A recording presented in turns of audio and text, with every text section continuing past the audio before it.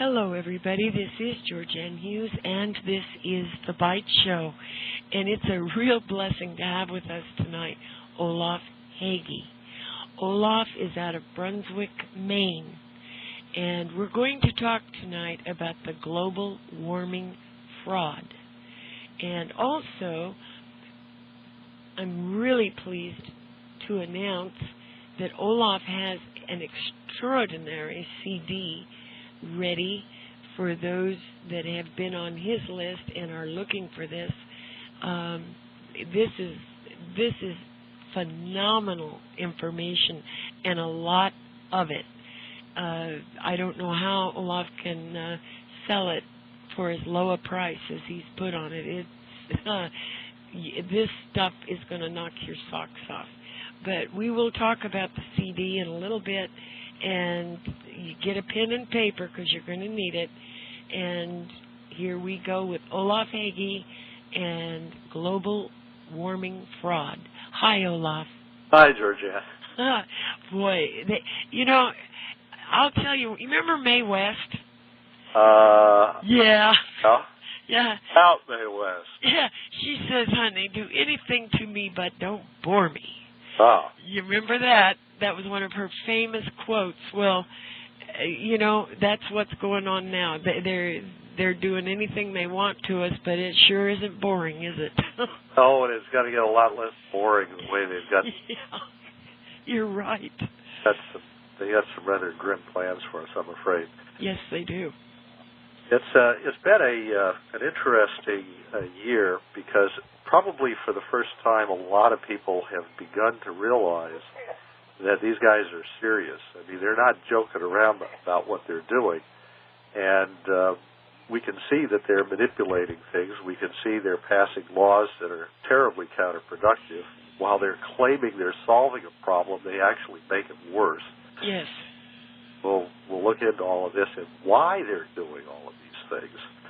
And some of the amazing bits and pieces of information that totally contradict the impression that one would normally have of these kinds of events. Yes, that's true. Yeah, let me cite one example of what I'm talking about. Okay. Most people are aware that the Congress passed an ethanol plan that was designed to convert some of our gasoline into corn-based ethanol. And the idea was that this would reduce the demand for gasoline because we would be using less gasoline and more ethanol derived from corn. Now, of course, ethanol is nothing but just plain old corn whiskey. That's basically all it is. Yeah. Just distilled corn. Moonshine. Corn, I guess I should say. Oh. And it's corn liquor. This is the kind of stuff they used to crack in the mountains of Tennessee and Kentucky. Yeah, and I've been told by quite a few car mechanic people that it eats up the hoses and stuff in your car. If you what? That ethanol ruins, there's things in your engine, hoses or something in there that it literally eats it eats it. Oh. Destroys it. Well, I wouldn't be surprised. Ethanol is a very powerful solvent, but then so is gasoline. The trouble is your car wasn't designed for ethanol. It was designed for gasoline. And as a consequence, when you put something it wasn't designed for inside it, it doesn't function right. You put hydrogen in your car, that would also corrode the piping and plumbing of your car. It's sort of like the automobile version of Prozac or Paxil, Yeah, I don't know. The automobile version of hydrochloric acid. Yeah. But this stuff is very corrosive. Hydrogen reacts with everything. You stick hydrogen in your car, and it's not going to help it. And ethanol reacts with a lot of things, and a lot of the sealants and things they use in the vehicle are not designed to deal with ethanol. You have to build a car basically from the ground up to burn ethanol. And in fact, they have cars designed for that purpose, but not the one you're driving, probably. So, this was a really bad idea. but there were some people who were saying, well, the farmers out there in the Midwest, they really need the help. I'll tell you something. The farmers aren't really the ones who are benefiting from this. The people who are benefiting from this are, when I tell you, you're going to be shocked, are the corn millers, Archer Daniels Midland, Cargill, some of these big corporations, the big corporate farming enterprises. In fact, a lot of farmers today, they don't own the land they're farming. They're tenants. The farms are often owned by these big corporations. And the guy who's on the tractor there, he's just renting the place, basically. And that's sad, Olaf. It is. Farm ownership has diminished almost nothing in this country, unfortunately. But it's not an accident. It happened because of interest rates. Interest rates were used to drive the small farmer off the land and hand the farms over to the big corporations. Right. And the Rockefeller banking empire and all the rest of these large banking enterprises loaned money to the corporations dirt cheap and loaned money to the farmers at the highest rates possible. And as a result, you can't compete with a big corporation when you have to pay more for money to go out and, buy equipment, whatever else you're doing to farm the land. Now, I've got a question. Sure. This kind of brings up shades of the Ukraine and no food, and the genocide that was created in the Ukraine years ago, starving the people to death. When they collectivized the farms back in the early 20s, Stalin and Lenin really as well conspired basically to murder, I think it was something like 22 million people in effect. Billion.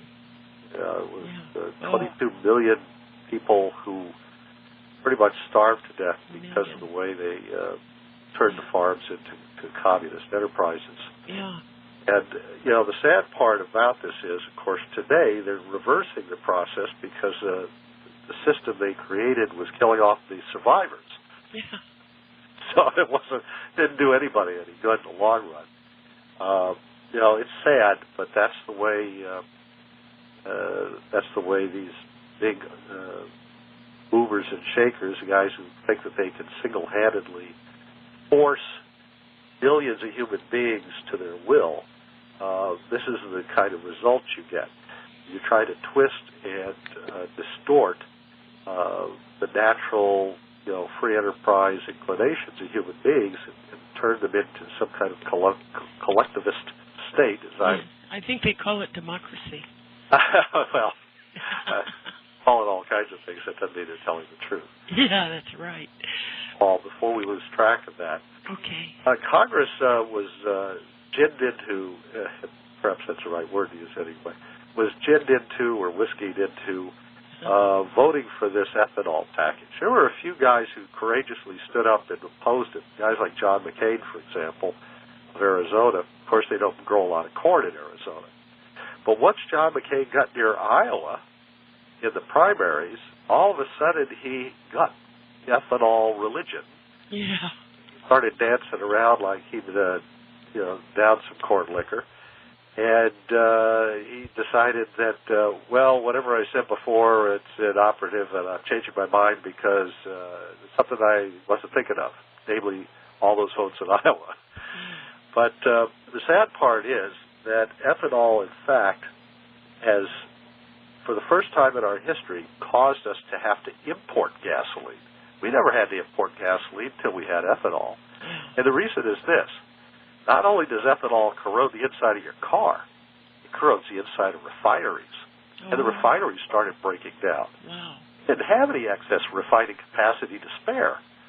And so when the spring came, they tried to switch over to ethanol because that's when the law went into effect, and they couldn't. They found that the refineries were breaking down, a valve here and a valve there, and it was chaos. So we had no choice. We had to turn to imported gasoline for the first time in our history. And, of course, it wasn't cheap. And that drove the price of gasoline well over $3 a gallon, $3.30, $3.35 in many places in the country. And, of course, that meant money was being siphoned out of the rest of the economy to pay for gasoline. And people may say, well, it's not that bad. I can afford it, and so on. Well, that's fine for you. But here's the interesting part. When you drive up gasoline, the competing fuels like diesel and coal and natural gas and so forth, all the other fuels that are being used, they all magically go up together. Sure. And, they don't have to, but they do.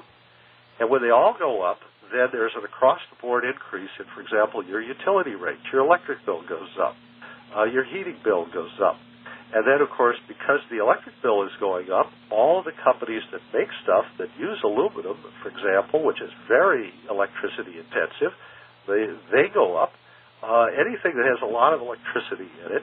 And food is going up. Oh, absolutely, because we're taking so much land out of cultivation that used to produce food and using it to produce something we're going to burn up in our cars, our inefficient cars that waste 94% of everything you put in the tank.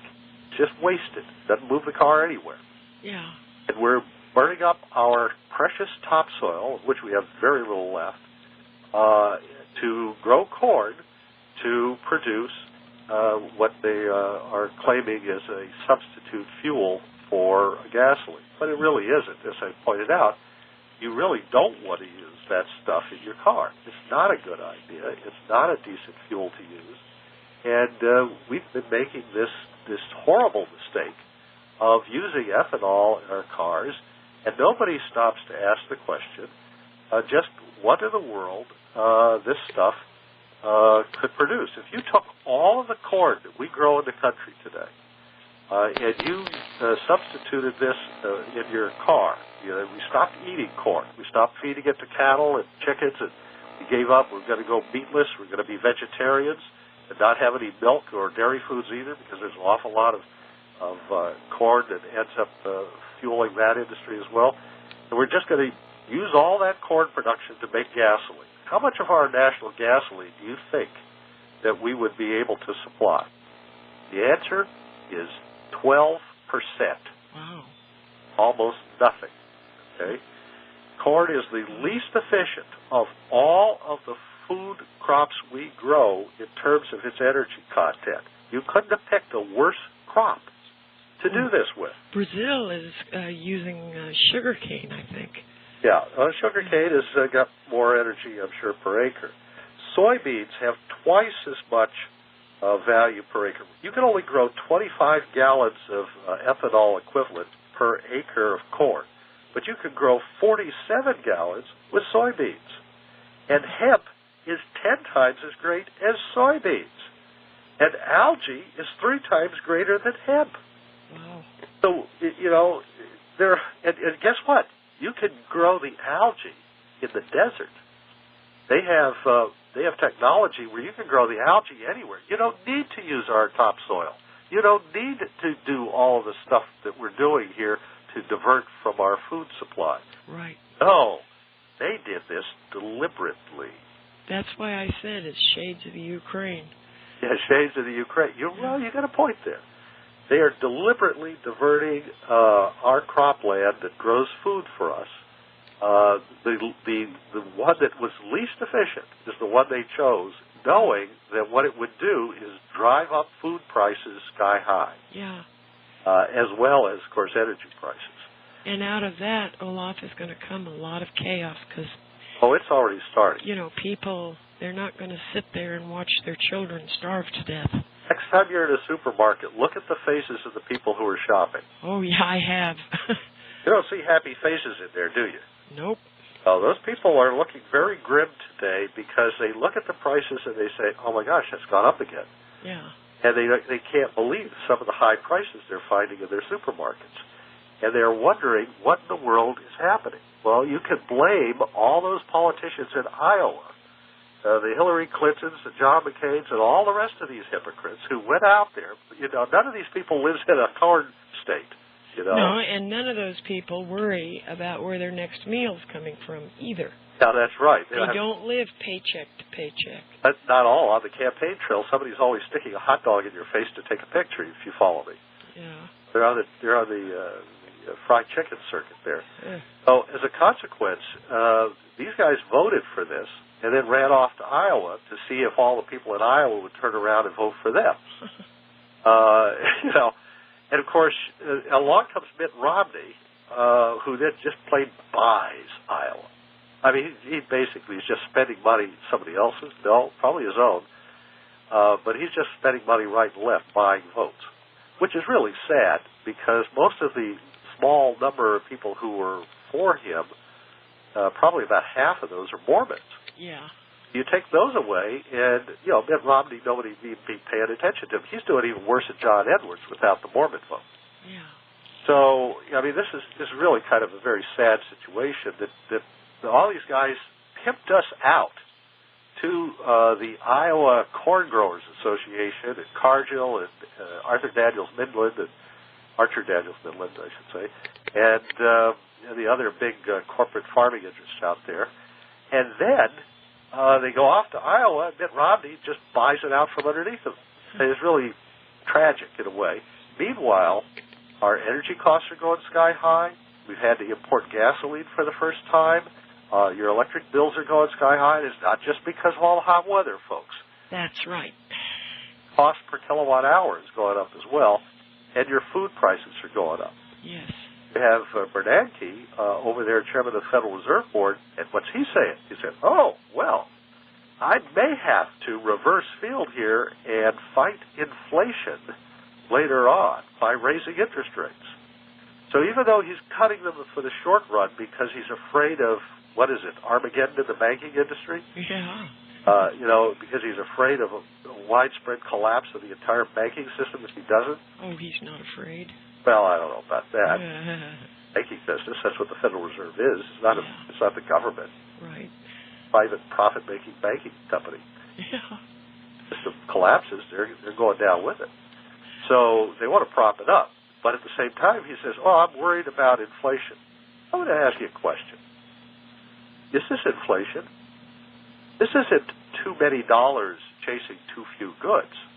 Right.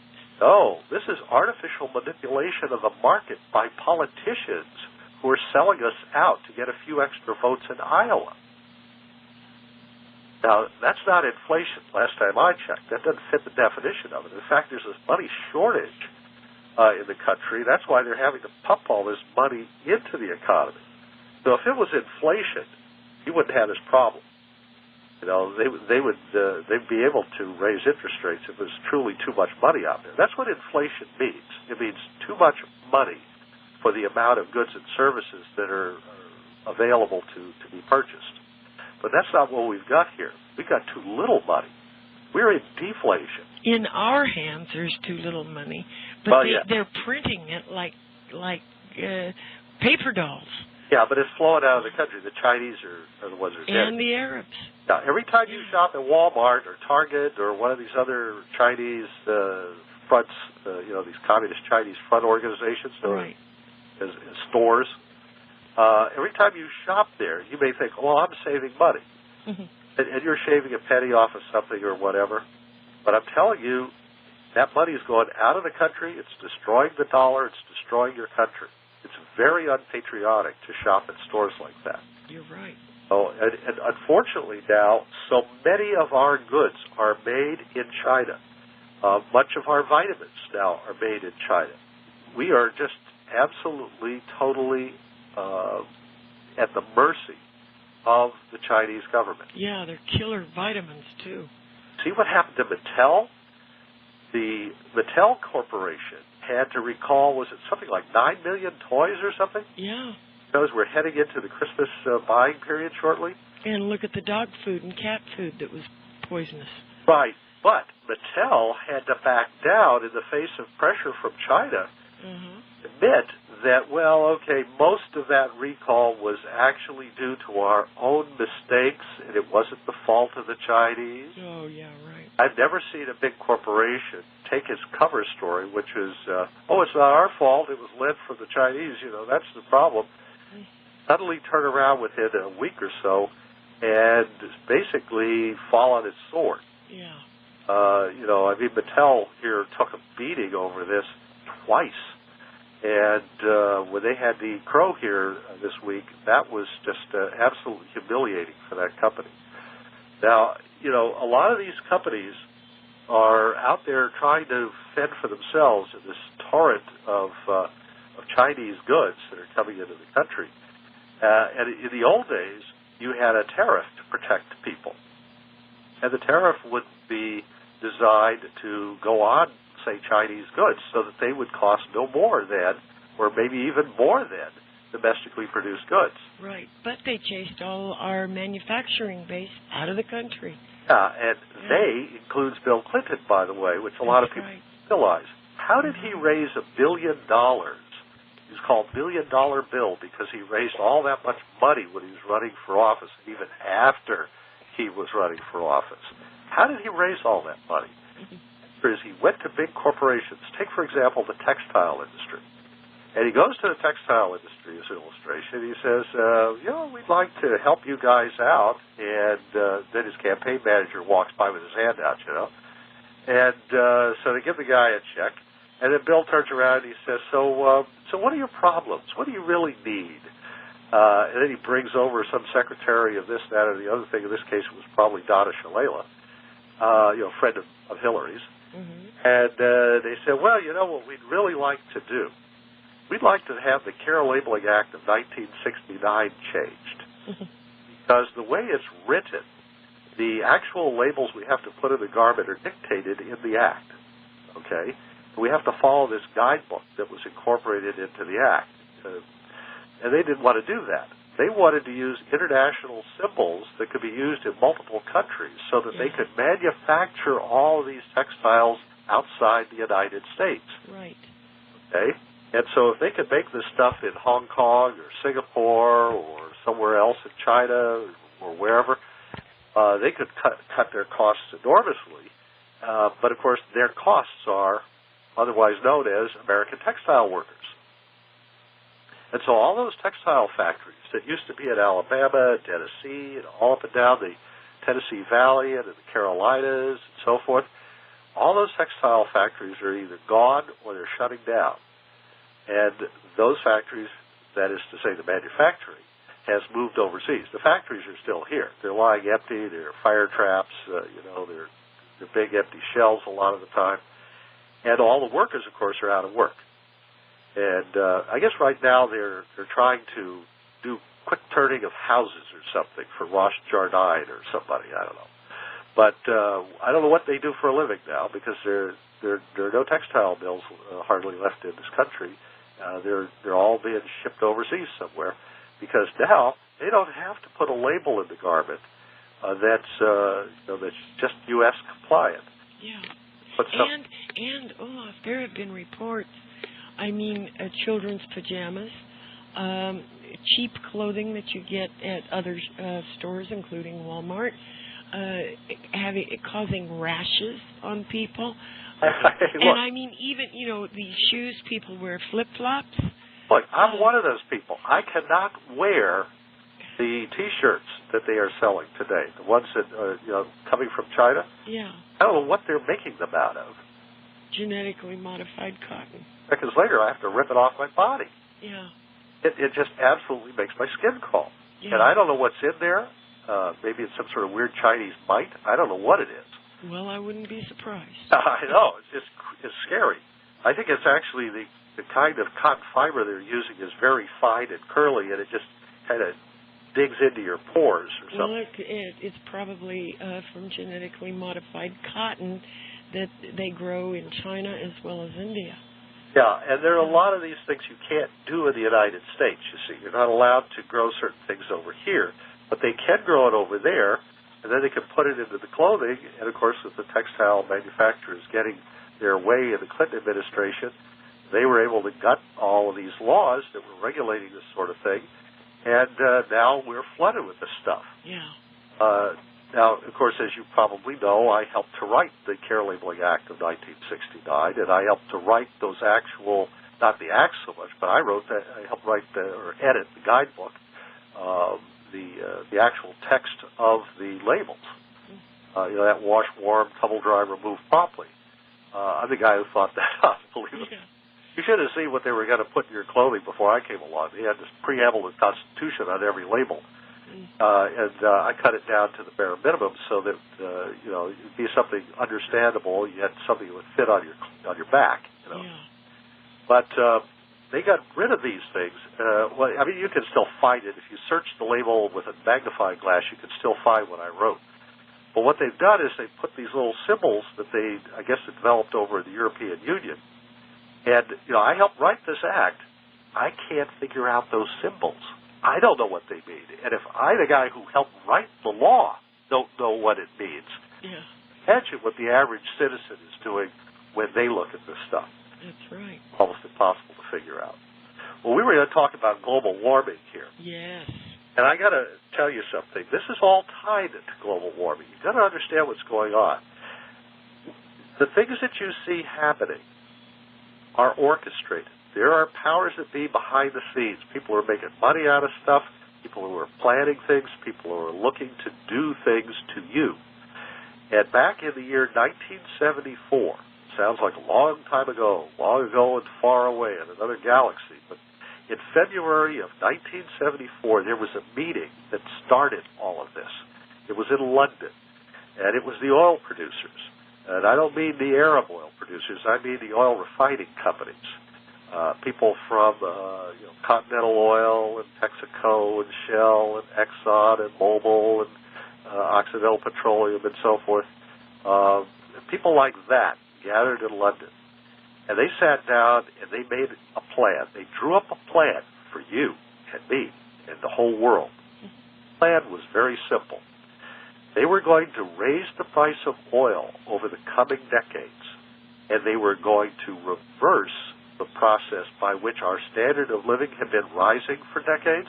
Right. They were going to turn that around and lower our standard of living. Now, why do you suppose they wanted to lower the standard of living? That seems odd. Well, it's not entirely odd, because back in 1974, the United States was a giant among dwarfs. There were no other countries in the world that came anywhere near the United States in terms of gross domestic product and the amount of manufacturing and the size of our economy and so forth. Nobody else stood anywhere near us in the statistics. But that's all changed now, hasn't it? You bet. The United States is falling down behind things, and they're now saying that, for example, not only has the European Union passed us, they passed us. We're in second place now, behind them. Yeah. But so is China heading past us. And they're saying in another 10 to 15 years, maybe less, China will surpass the United States in terms of its total output.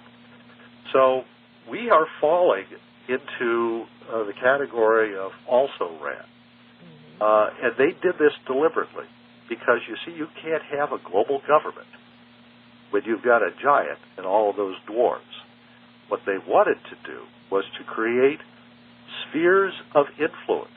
That is to say, they wanted to divide the world up into chunks, and these chunks roughly equal to each other, so that the global government would be composed of local areas of interest. Like Canada, the United States, and Mexico combined together, European Union, the Muslim countries, or the former Soviet republics, China, something like that.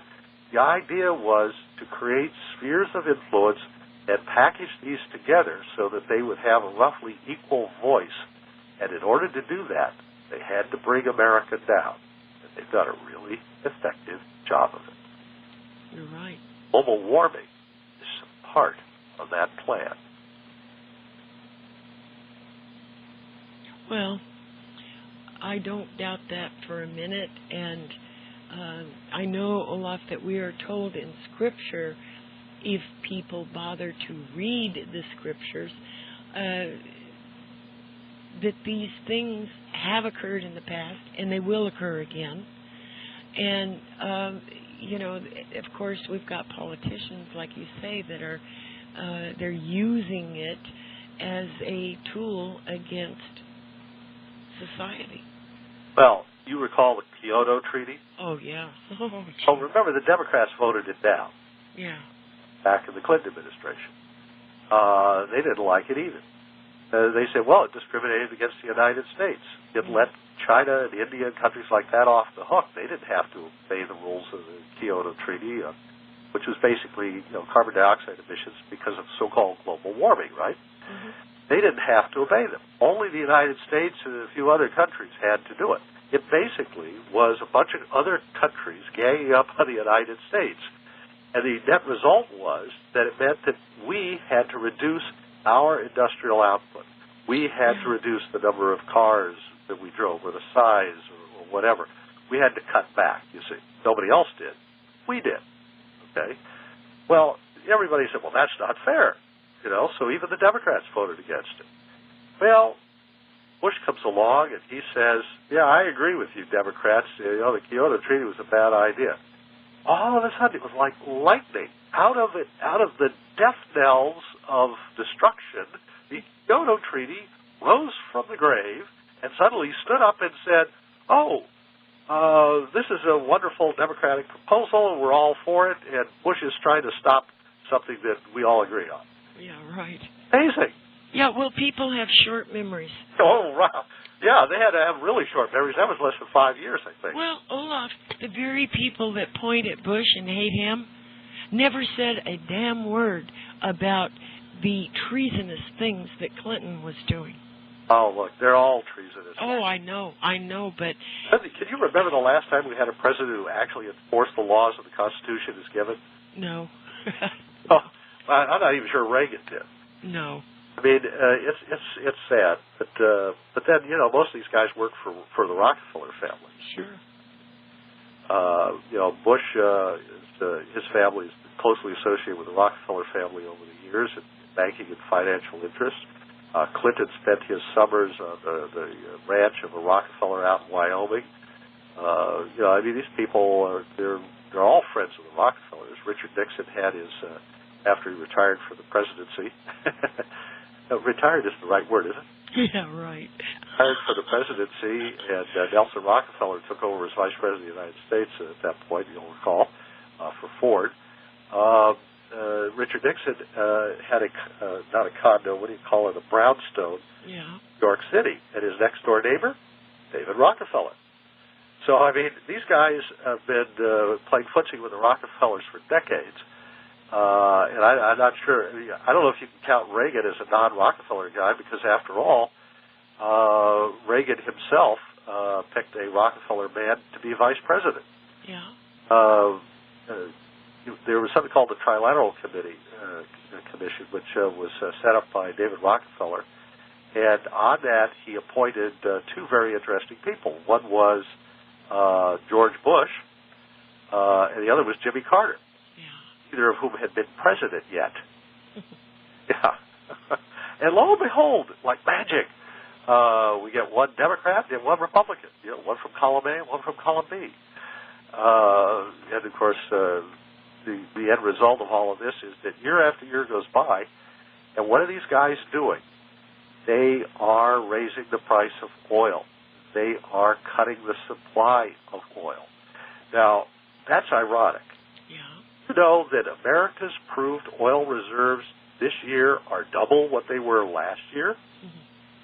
You wouldn't think so to look at the price of oil. That's right. You would have thought that we could have doubled our proven domestic U.S.-owned oil reserves in a year and still see the price of oil go sky high. It's double what it was practically at the beginning of the year. It was down to $49 a barrel at one point, and now it's up around, 83 something? Yeah. So, my goodness, how do you do that? How do you manage to double oil reserves and drive the price of oil sky high at the same time? It's an amazing trick. And you do it by adding the magic catalyst, ethanol. Now, all they had to do was pour ethanol onto this gasoline fire, and it just blew right up. And we end up with not only higher oil prices, but higher food prices. And that's what they want. They want to reduce our standard of living until we are in such a helpless condition that merging with Mexico and Canada looks like a good thing. Yeah, right. Bad thing. Oh, gee. Oh.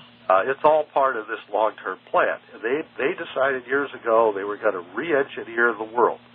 They had the money, they had the power, They had the time, and they just sat down and decided to do it. And they are doing it. And we think that this is, well, this is just the way to keep peace in the world. Gee, it doesn't look peaceful to me. No, it certainly doesn't. No, I don't see peace anywhere. Look, why in the world do you go and attack Muslim countries, one after another? Why do we do this?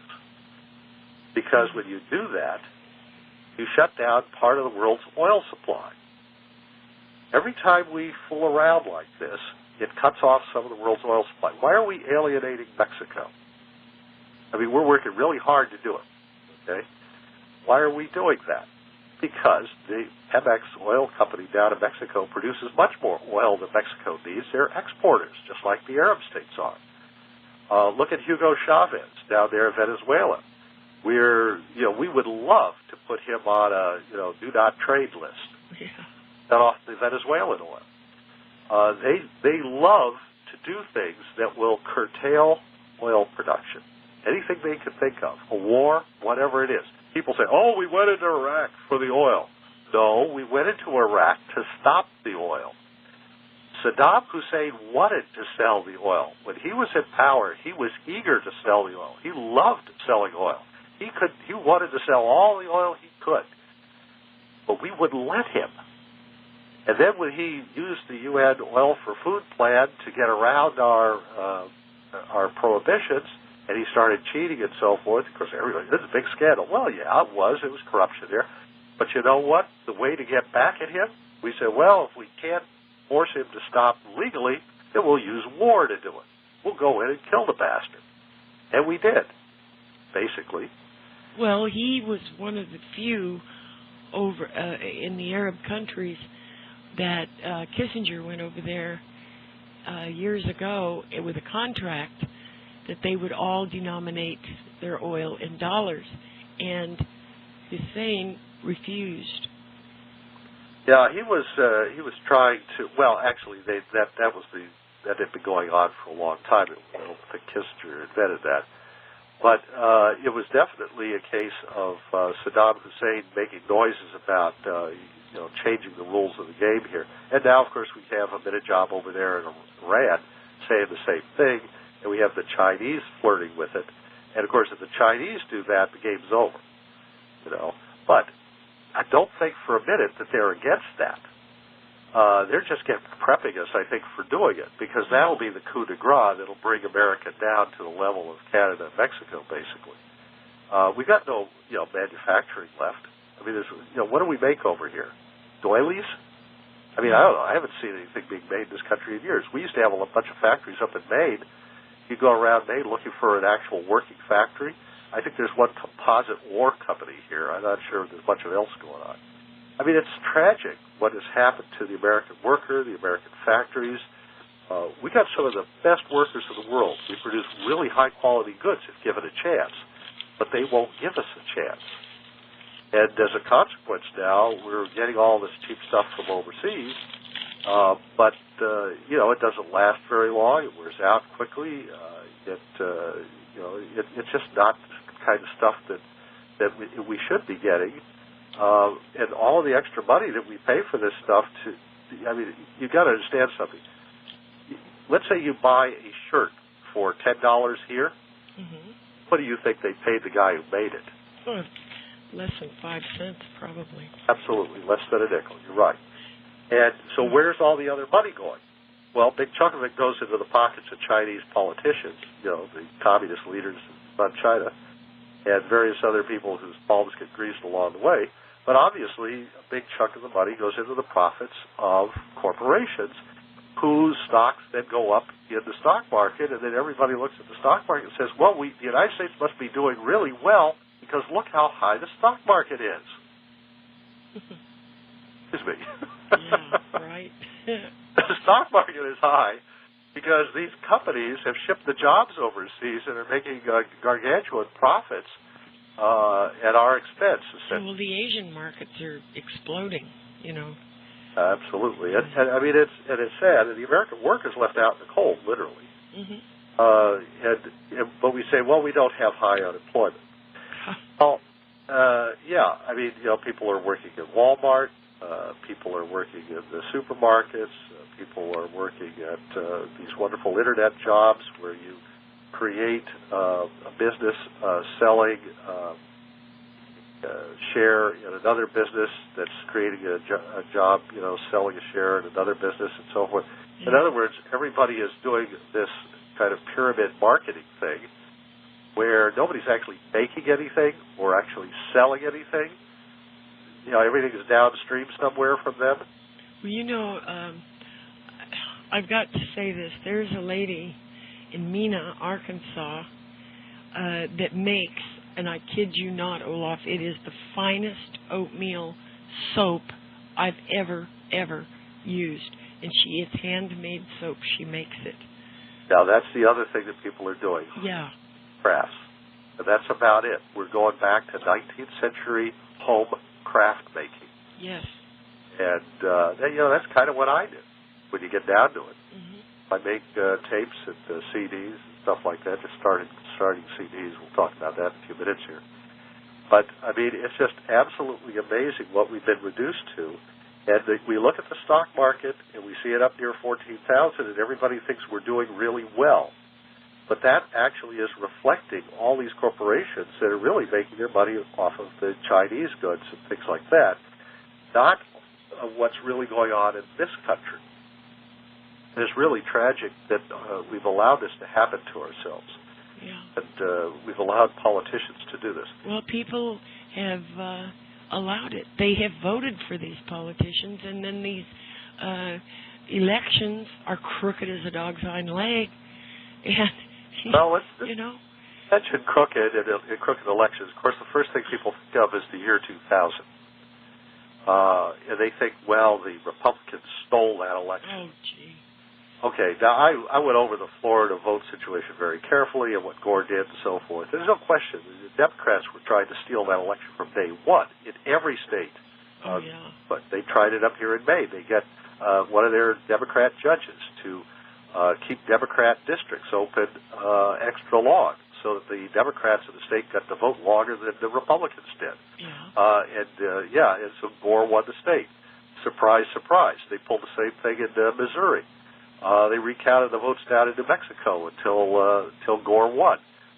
Did the same thing in Oregon until Gore won. They bought votes up in Wisconsin. They found drunks on the street who didn't even know what time of day it was, and they paid the money to go vote for Gore. Place after place. They double punched ballots down in Florida and claimed, there was something wrong with the Chads. Mm-hmm. This stuff has been going on for a long time. Yeah. It's nothing new. Okay. Now, I'm not defending Bush. I'm not defending the man Bush or his policies. But what I'm saying to you is you've got to take another look at Al Gore here. Who is Al Gore? Al Gore is a tobacco farmer from Tennessee. Yes. Tobacco farmer. Tobacco farming is one of the worst things you can do to the soil. Agriculturally, I don't know of anything else that harms the soil more than tobacco does. Very intensive artificial fertilizer poured onto it, terrible runoff problems, just leaches all the minerals out of the soil, just absolutely destroys the soil. Tobacco farming is a terribly, terribly destructive thing to do to the environment. Well, and not only that, Olaf, they have all these quit smoking campaigns, war on cigarettes. And and at the same time, they increase the nicotine to make the cigarettes more addictive. Well, where they, So, now, Al Gore is also the biggest oil man in the race. We haven't had a guy who was as big an oil man as Al Gore in the race since Lyndon Johnson, maybe even before that. Yeah. I can't even remember when there was a guy who was as deep into the oil industry as Al Gore is. He's a major stockholder in Occidental Petroleum Company. He's near I think he's the largest single stockholder in the company. Wow. I think he's got a controlling interest. I'm not sure. I'd have to check the actual numbers, but he's got a huge amount of Occidental Petroleum Company stock. And that's a Mideast oil company. Yeah. They operate over in Yemen in the Middle East. These guys, in fact, the dock where the USS Cole blew up. Yes. Al Qaeda, Bin Laden's people came in there and attached explosives to it. Mm-hmm. Sitting at the time, an Occidental Petroleum Company dock. Al Gore's dock over there. Well, as I understand it, the commander of that ship did not want to go into, was it Yemen? Yeah. To fuel the ship. And he was ordered by higher-ups to go there. Well, yes, I'm sure Mr. Gore has some influence in that process during the Clinton administration when that happened. Yes. But he was vice president. And, Al Gore was a senator from Tennessee, and his father before him, senior senators from Tennessee. You got to understand something. Tennessee, that's Oak Ridge. That is nuclear enrichment plants. Yes. Those are the people who, want to worry about the environment. They're taking the used uranium.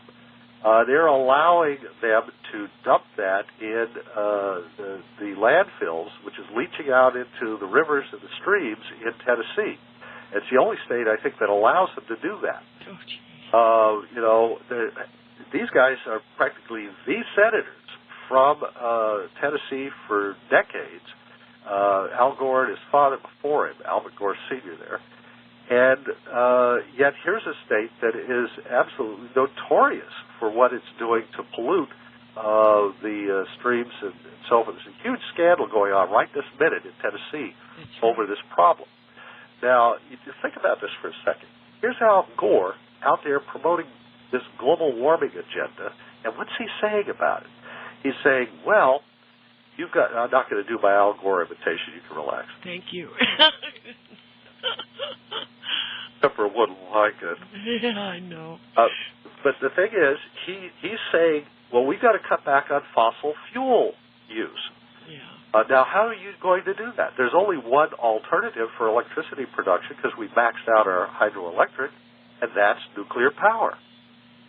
So, oddly enough, isn't it strange that his home state of Tennessee, where he has his big tobacco farm, that his home state of Tennessee has as its probably the single largest industry, Oak Ridge National Laboratories and that uranium enrichment plant there. And here he is advocating that we create, in effect, more business for uranium enrichment by building more nuclear power plants. Now, he isn't overtly saying that, but what's his alternative? There's no way that we can physically get rid of all of our coal and oil-burning power plants without switching to something like nuclear. We don't have enough solar or wind reliability to do that. You can't guarantee the sun is going to shine on your solar array or the wind's going to blow into your windmills and so forth. We can't get reliable electricity that way. So what's going on here? I think that Gore is pro-nuclear. Whatever he may say, whatever you may think. And think about this. This tobacco farmer, this big oil man, this guy who's got to be, in effect, if not overtly, pro-nuclear, this guy is being touted as the big environmentalist of our day. He's being given awards in Hollywood. Everybody's kissing his feet. Well, a Hollywood crowd they're... So you trust Al Gore? Do you think that's what he really believes? Well, let me tell you something. Just before Al Gore ran for vice president, back in 1992, he wasn't pro-choice then. He was pro-life. He claimed to be anti-abortion. Yeah. Suddenly turned on a dime when it politically suited him and suddenly became pro-abortion. Think you can trust Al Gore? Think you can trust the global warming agenda? No, you can't. These people don't care. They think you're stupid. They think you'll fall for anything they do. Look at what Al Gore does, not what he says. What he does is pollute the environment. Yes. Okay? Don't listen to what he says. Look at what he does. Let me tell you about what he's saying. He's saying, we've got this global warming thing going on. It's unprecedented in the history of the Earth. Why has it never happened before in the history of mankind and the history of the planet and so forth? That's not true. That's totally false. I started studying this issue back in the 1960s, nearly 40 years ago. I was studying it before Al Gore was studying. I got to tell you something. Back in those days, we were worried about global cooling. Oh, yes. You know, for good reason. Ice ages dominate this planet for hundreds of thousands of millions of years, actually, going back in time. And we have been in a general cooling phase here, in an ice phase, for a very long time. And we have these brief periods of warming that last about 10,000 years or so. And this one is long due to end. We're 11,500 or 11,600 years into this warm phase. We should be heading into an ice age any day now. That's where we are in the cycle. And this has happened repeatedly over hundreds of thousands of years. They can measure the ice cores from Greenland and Antarctica and so forth. They know what's been going on, from seafloor cores into the Atlantic and into the Gulf of Mexico and so forth. You can look back, in effect, in time through these cores, and you can see layer after layer and follow the rise and fall of the sea and the rise and fall of the ice and so forth. You know that 6,000 years ago, the Arctic Circle was totally ice-free. That's right. And everybody is saying, oh, look at how hot things are today. Well, excuse me, I'm a little confused here. Number one, there were human beings around 6,000 years ago, no matter what your Bible interpretation is. And we had no ice in the Arctic Circle. And yet they're saying, Al Gore is telling you, well, this is the worst it's ever been. I'm not going to do my Al Gore imitation. I'm trying hard. I'm resisting. He's saying that this is the worst it's ever been. That can't be true. That's right. He's lying. Okay? Now, I don't know. I can't explain the details of how he's cooking the books. Maybe he's just drawing fake charts. I don't know. But it can't be true. The Arctic Circle had no ice in it 6,000 years ago. We had a very dramatically different climate on this planet 6,000 years ago. In fact, we had a dramatically different climate on this planet 300 or 400 years ago during the Little Ice Age. We've been cycling down from 6,000 years ago, and it gets colder, and we ice up, and then it warms up a little bit, and some of the ice melts for a while, and then it gets colder again, and we ice up some more, and so on. And the general overall trend has been toward more ice. You used to, if you go back and read about the Noah's Ark story and about Turkey and Mount Ararat, they talked about how people could walk up to Mount Ararat in the days of Jesus, and they could see the Ark up there. And in fact, as recently as the early 19th century, people reported being able to walk up there and see the Ark. You can't get up there anymore. There's glaciers there blocking your path. Well, they're telling us, Olaf, that all these glaciers are melting. Well, they are, temporarily, because it's a cycle. It cycles up and down. If you ever look at an ice age chart, it's a zigzag, up and down. It's like one of those charts you see from earthquakes. Okay. The pen on the paper goes zigzagging back and forth. That's what it looks like. But those zigzags, as you head down, you have a bounce up, and everybody says, oh, over the last decade, temperatures have warmed so much, and boy, you know, it's getting hotter and hotter. If you project this trend into the next 50 years, civilization as we know it will come to an end. You know, that kind of thing. Praise God. Yeah. You know what I mean. Can't project those trends into the future like that. It won't work. Yeah. Those trends aren't going to keep going that direction. It will reverse. It was cooling 30 years ago and 40 years ago. Now it's warming, and it's going to reverse again. Back in the 1920s, they were talking about global warming.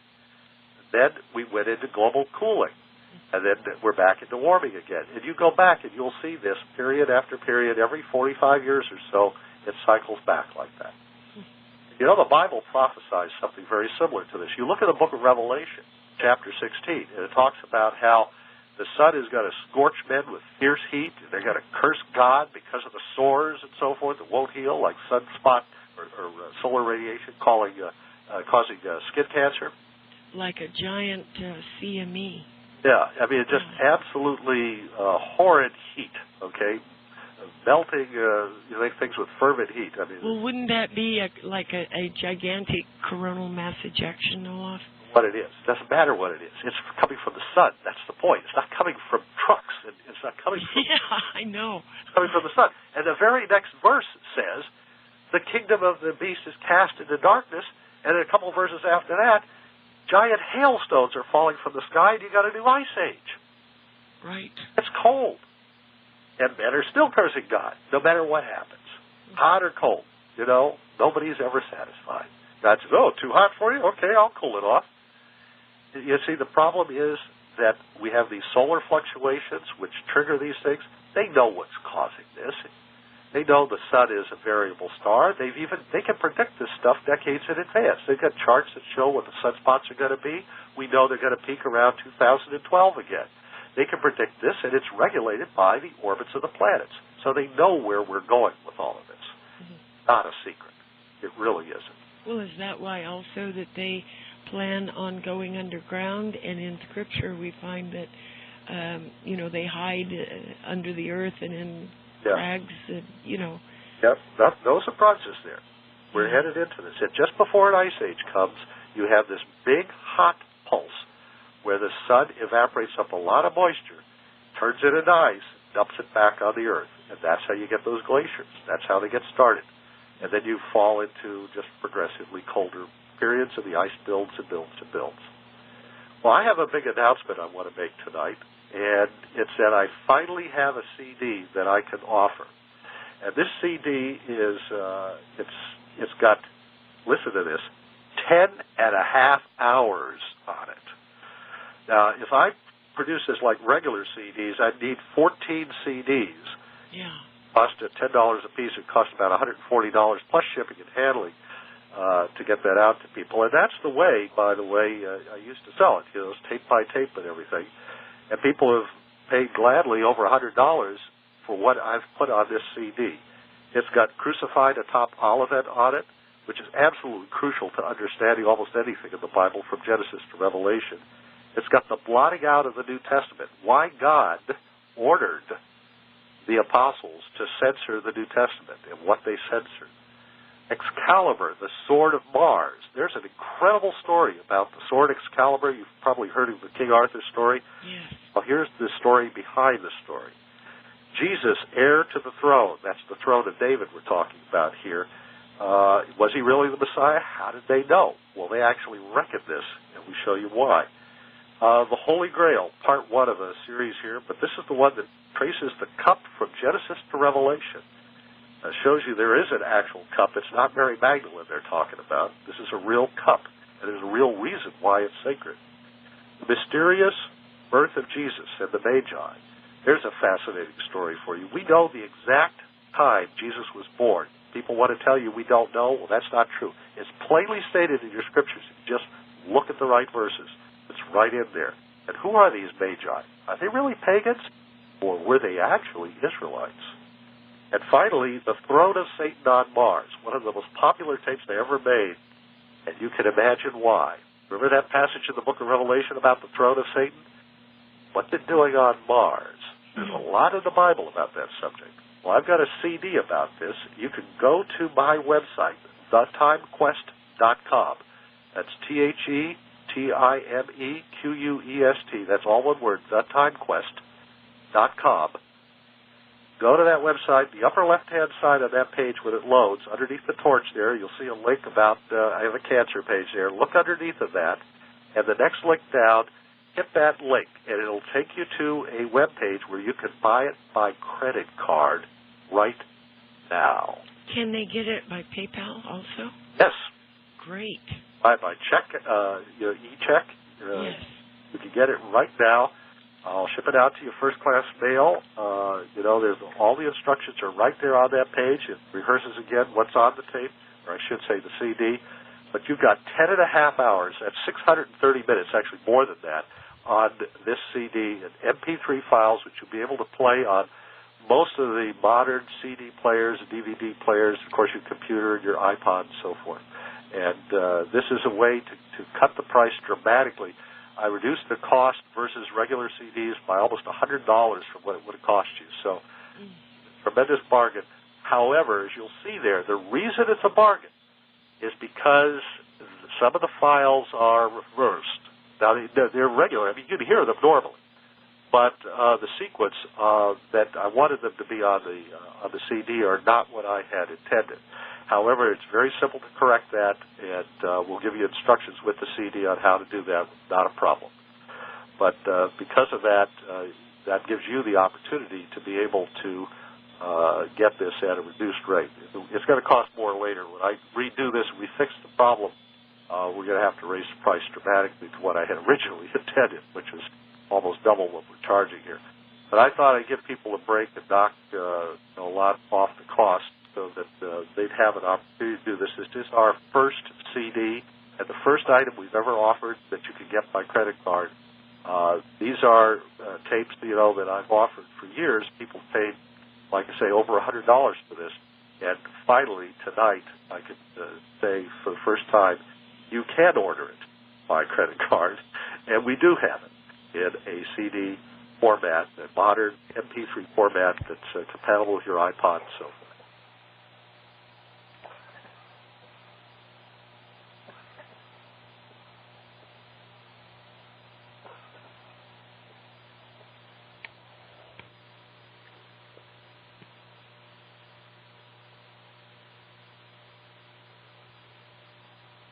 Hello? Oh? Olaf? Oh. It sounded like the phone disconnected there for a minute. Oh, I just stopped talking and then it went silent. Well, I'm very excited about this new CD because you have put together information that is very unique. It is very timely, and it really is important information. It helps people connect the dots. Oh, let me tell you something. People have sent me so many thank you notes for what I did on these tapes, and of course some of the others I'll be doing in future MP3 CDs like this. I think that this is probably, this is the lowest cost. It's less than $5 an hour. I've never sold any of my tapes at this price, and this is a wonderful bargain. I hope people will take advantage of this. I do too. Just for this first one, because we didn't quite get the sequence on there correct. But all you have to do is type in the right ones. We'll send you the code so you'll know which ones to type in to listen to it in sequence. But this is an opportunity to get this at the lowest cost that has ever been offered or ever will be offered. And it'll be in a few days when we get the thing corrected. I've already got somebody correcting it, and I think he's fixed it. It'll be in the mail to me, so you've got literally just a few days to do this. I'd suggest people go ahead and take care of it right now while they're thinking about it. But this is an opportunity to do this and have these, which if you've been thinking about getting it, you said, but I don't, my tape deck's not working anymore. I'd really rather have it in CD or MP3 format. And of course, if you want, you can always put this in your computer. You can spit it out onto CDs if you've got a CD burner in any format you want. You can spit it out to a tape deck, and you make tape recordings if you want with it. That's right. Listen to it that way, whatever is convenient for you.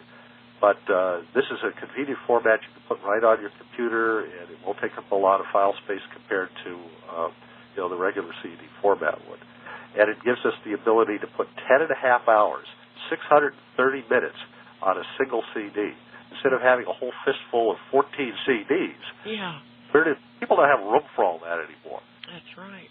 Convenience alone, it's worth it, And again, the place to go, find that link, just go to my homepage there, thetimequest.com, TheTimeQuest.com.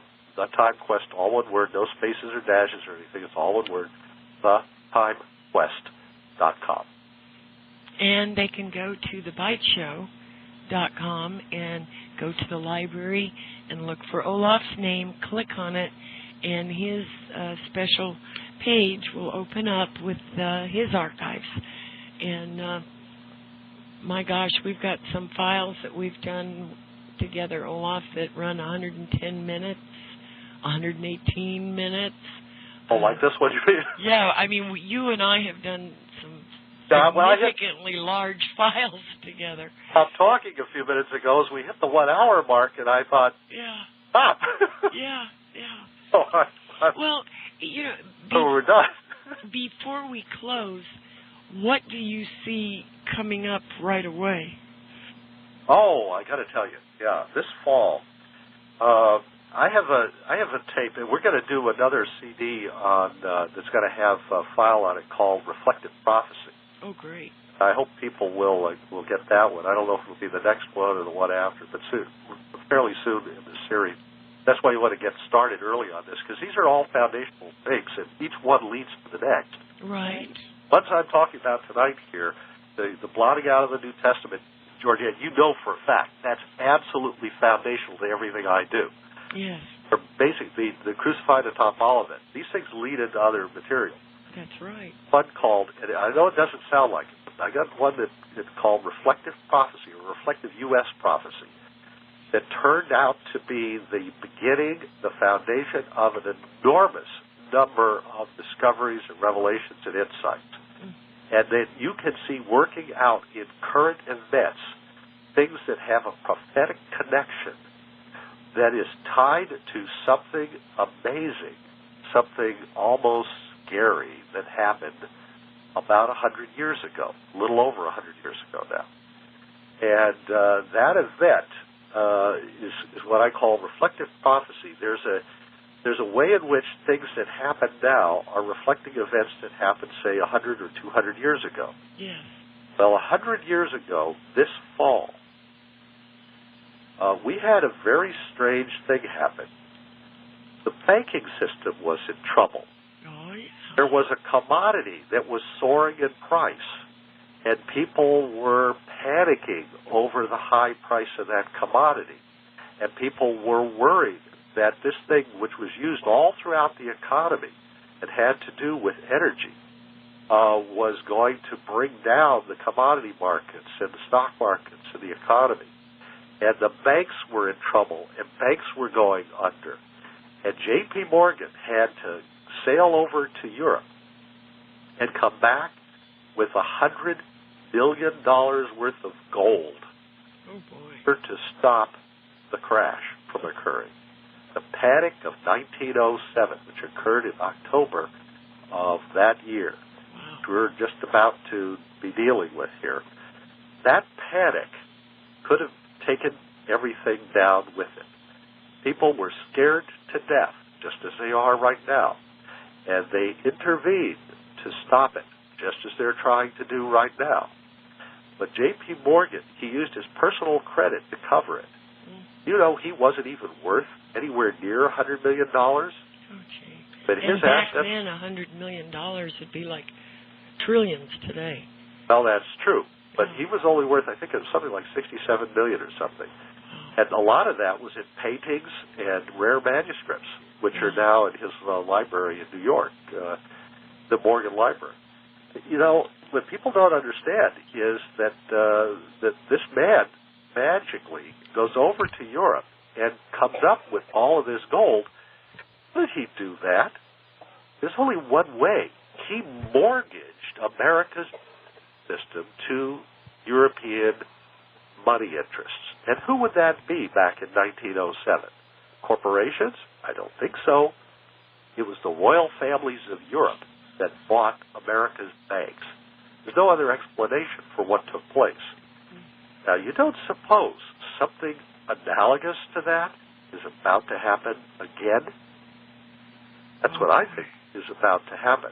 I think we're going to see the royal families of Europe and powerful European interests in the European Union. We're going to come to our rescue over here. Yeah, right. Weeks. So stay tuned. I think we're going to see some exciting events. And one of those exciting events might be the collapse of that commodity I was mentioning. Back in 1907, it was copper. Electricity used for generators, turbines, the basis of the economy, an energy metal, an energy commodity, if you think about it properly. And do you know what's going on right now? People are breaking into generators and turbines to steal the copper. They're stealing window cooling units out of people's windows. Right, they're stealing the parts out of your air conditioners. Yeah. Get the copper. That's right. We're seeing it repeat. And, so many of these elements are repeating right now. And when I look at the way interest rates are going, now they're bringing them down temporarily because they're scared to death. I don't think we've ever seen a half-point drop in the federal funds rate like we saw here with Bernanke just last week here. And I'm not sure that we won't see another half-point cut. It'll be the sharpest drop in interest rates probably in the history of the country, just as we saw the sharpest rise from 1% to 5.25% in about a year and a half. Under Greenspan in the first month or so of Bernanke's reign. Mm-hmm. So things change here. You know what happened back in the 1930s? Do I have a few more minutes? You betcha. You have all the time you need, Olaf. Let me mention something. Yes. The Federal Reserve Act was passed in 1913. Right. Set up the Federal Reserve System, and the Federal Reserve Chairman gets a 7-year term. Okay, so they reelected in 1920. They put a new Federal Reserve Chairman in. I don't know if they reelected the guy they had or put a new guy in. But in 1927, I know what they did. In 1927, the man who was appointed Chairman of the Federal Reserve was a man named Mariner C. Eccles. Mariner C. Eccles, E-C-C-L-E-S. Mormons know who he is. You bet they do. He became the head of the Mormon Church. Mariner C. Eccles was in charge of the Federal Reserve from 1927 to 1934. You know what those years represent? That represents the peak of the stock market before 1929, the crash of the stock market, the collapse of the dollar and the pound, and the bottom of the stock market declined in 1934, and the devaluation of the dollar and the gold crisis, the banking collapse. Yes. All of that was overseen by Mariner C. Eccles, who promptly, as soon as he left that job, became head of the Mormon Church. Now, you may wonder, so what? What you don't know is that the people who run the Mormon Church prior to that, back around 1907 in that period there, they decided that they were going to use the American corporate system to try to take over the United States. We're literally going to use mergers and acquisitions and the economy and banking and finance as a way to grow the wealth and power and reach of the Mormon Church. They set up something called Utah International, a conglomerate corporation, and it began to gobble up other companies and mining interests and so forth. They're heavy into uranium mining, for example, which means that don't expect Mitt Romney to be opposed to nuclear power, for example. That's right. Yeah. And this Utah International Company, around 1980, merged with General Electric, which is a major, if not the largest, nuclear power plant producing company in the world. That merger was the largest merger in U.S. history up to that time. Unfortunately, our laws, SEC laws, required them to file 10K reports and other things that revealed, to their way of thinking anyway, too much about what the Mormon Church's upper echelons were up to. And they got more and more concerned that their privacy was being exposed, and so they backed out of General Electric. And that was the largest demerger in U.S. history. And so they quietly backed off into the shadows. Well, while they were merged with General Electric, of course, they infested the company with their philosophy and their people. And they're still there. They haven't disappeared. They're just no longer openly merged with them. Yeah. But what does General Electric do besides make nuclear power plants? They own RCA. RCA owns NBC. Oh, yeah. Okay? They own USA Network, the Sci-Fi Channel, MSNBC, and a whole bunch of other media properties. Well, how come people are running around saying the Jews own all of the broadcast companies? I don't know why they're saying that. There is Jewish influence in CBS because it was founded by a Jewish man. Obviously, they have Jewish influence over there. The Jewish guy made it. Yeah. Okay. But NBC is in the control of people, or certainly has been in the control of people who run the Mormon Church. the Utah International Organization is run by the same group of 12 or 13 people that run the Mormon Church. They have the same group of men running both operations, the church and the company. There's no real difference between them. It's simply the corporate manifestation of the Mormon Church.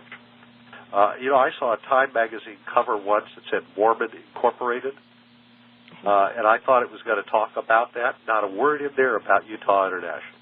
I thought that was amazing. How could you title a cover story in Time magazine Mormon Incorporated and leave out the actual corporation? The fix is in. Oh, sure. Not only do they own all those media properties, but and all that nuclear power production capacity, but General Electric is also a major defense contractor. In fact, they're deep into our Black Ops defense budget. So here we're looking at Black Ops defense programs. Some people think back-engineered UFO stuff. Nuclear power plant construction, and NBC, MSNBC, the Sci-Fi Channel, USA Network, and, of course, this connection with the Mormon Church. I think that's a very strange bunch of bedfellows. Oh, yeah. And it makes me really nervous about a guy who runs for president. It claims, at least, that he doesn't know about all this. That's incredible. Yeah, makes you wonder what's going on. To be that high up and that powerful and not know anything about it. Either he's lying, and I think you've told me, isn't it, that the Romney family is one of the old-line Mormon families? Yes, it is. Well, that's an old-line Mormon name, Romney. So if anybody knows, they certainly should know. Sure. We have a lot of these instances where, who's this guy now who's the big talk show guy who's got a Glenn Beck? Oh, he's Mormon. Yeah, of course he's a Mormon, okay? And suddenly Time Warner has hired him to be on CNN. Now, I don't know of any other talk show host or radio talk show host who shot up out of nowhere all of a sudden and got his own gig on Time Warner. But you know what? There's nothing like getting instant sponsorship. That's what happens, Olaf. You get all of these sponsors who just happen to belong to your church who suddenly are buying time on CNN and so forth, and all of a sudden they say, hey, Glenn, come on in here. We'd like to give you a show. Well, I'm not saying he does a bad show. He does a pretty good show. Yeah, he does. Yeah, I'm not criticizing the kind of show he does. But I'm trying to explain to you that when a church becomes a corporation and when it gets involved with Black Ops defense contracting and nuclear power and uranium mining, oh dear, yeah, then we have a problem. The Catholics don't do that. They may be into life insurance, I think, at Equitable or something in Boston, but they're not messing around with uranium mining and nuclear power and Black Ops back-engineered technology. Okay? At least that we know of. Yeah, this is very strange activity. I don't think that... when the last time the Southern Baptists were showing off their latest Black Ops spy planes? I'm sorry. I don't know of any other church that's doing this. Do you know? No. I don't know of any other group that's doing that sort of thing. And that seems to me to be odd. Okay? It sure is. People are some of the nicest people you ever want to know. Some of them. And others, well, that's, there are nice Mormons and there are not nice Mormons. Okay? Yeah. Catholics and there are not nice Catholics. There are some Catholics you don't want to leave with your children. You follow me? Yes. Probably Mormons you don't want to leave with your children. No fooling. Baptists you definitely don't want to leave with your children, I'm sure there's probably a couple of rabbis you don't want to leave with your kids. There's good apples and bad apples in every group. That's right. I'm not talking about the apples here, folks. I'm talking about the big factory there where they're turning it into apple cider. Okay? I'm talking about the factory. I'm talking about the guys who run the big operation, the guys in Salt Lake City, the guys in the Vatican. I'm not talking about an ordinary Catholic. My wife was a Catholic, and people say, oh, you hate Catholics. I love my wife more than you can imagine. I certainly don't hate Catholics. It's what the church does to us Catholics. I was a former Catholic, as you know. It's the lying. It's the deception. Maybe Mitt Romney doesn't know. Maybe he is naive. maybe he never asked any questions. Hard to believe. Well, you know, Olaf, we've had this trial that's gone on here with Warren Jeffs about polygamy and getting a 14-year-old girl to marry some old geezer and telling her, that she would lose her salvation if she didn't do it, and all these lies. That part's a lie. Yeah, of course it is. But my point is, Olaf, if any other guy on the street, just an ordinary guy on the street, had pulled the same things that this Jeffs did, he would be under the jail.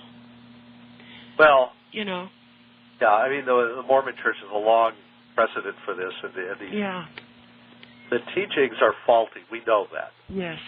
The idea that 14-year-old girls can marry old men like Abraham, Keturah and Abraham is an example there, that there is a biblical basis for it. You have to admit that they do have some scriptures they can point to, so it's not totally alien.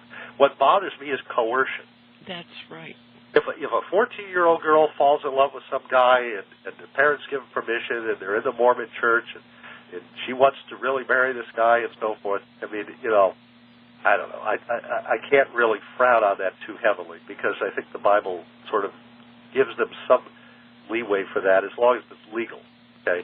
What bothers me is coercion. When you start lying to people and telling them you've got to go to hell or something if you don't marry this old geezer, that's ridiculous. That isn't true. There's a passage in Timothy, I think, where it says that the woman bears children, and because of that, she's now saved through childbearing and so forth. That passage there, and that's the one a lot of these people cite. But that passage doesn't say that. I know the translation may say that, but if you look at the actual text, it says, "She shall be saved by the childbearing," referring to the prophecy of Genesis 3:15, which is the context of the Adam and Eve reference in the passage. You go back and look at what Paul actually wrote, go back and look at his source text, and it's Genesis 3, and you see there in verse 15 that it's talking about the childbearing, meaning the seed of a woman that will crush the head of the serpent. It's not talking about any old baby. It's talking about the birth of Jesus. She is saved through the childbearing, meaning the seed of a woman. Right. It's in Genesis 3:15. It's not saying that women have to get pregnant or they won't get saved. That's right. You're right. Okay. And I mean, this is one of those lies, and they get away with it by telling people, and the Mormons do this as much as anybody, the King James Version of the Bible is an inspired translation. And why do they say that? Because they're Masons. And the Masons say that because it's a Masonic translation. King James was a Mason. He came to London. He set up the Masonic Lodge there. They immediately started this translation. And the next thing you know, out pops this text that tells you that women have to have children in order to be saved. Well, that's not what the Bible said. They fudged it. That's a word I like to use there. In a mess of that text. That is not what the text says. It says the childbearing. It's referring to the birth of Jesus. Right. Look at the context. It's talking about Adam and Eve. It's talking about Genesis chapter 3. And once people realize that they're out from underneath of this pressure to get married and have kids. Not that there's anything wrong with that. I'm not condemning marriage and childbirth, folks. Right. He's saying to you, coercion is the problem. Coercion is what we call demonic possession.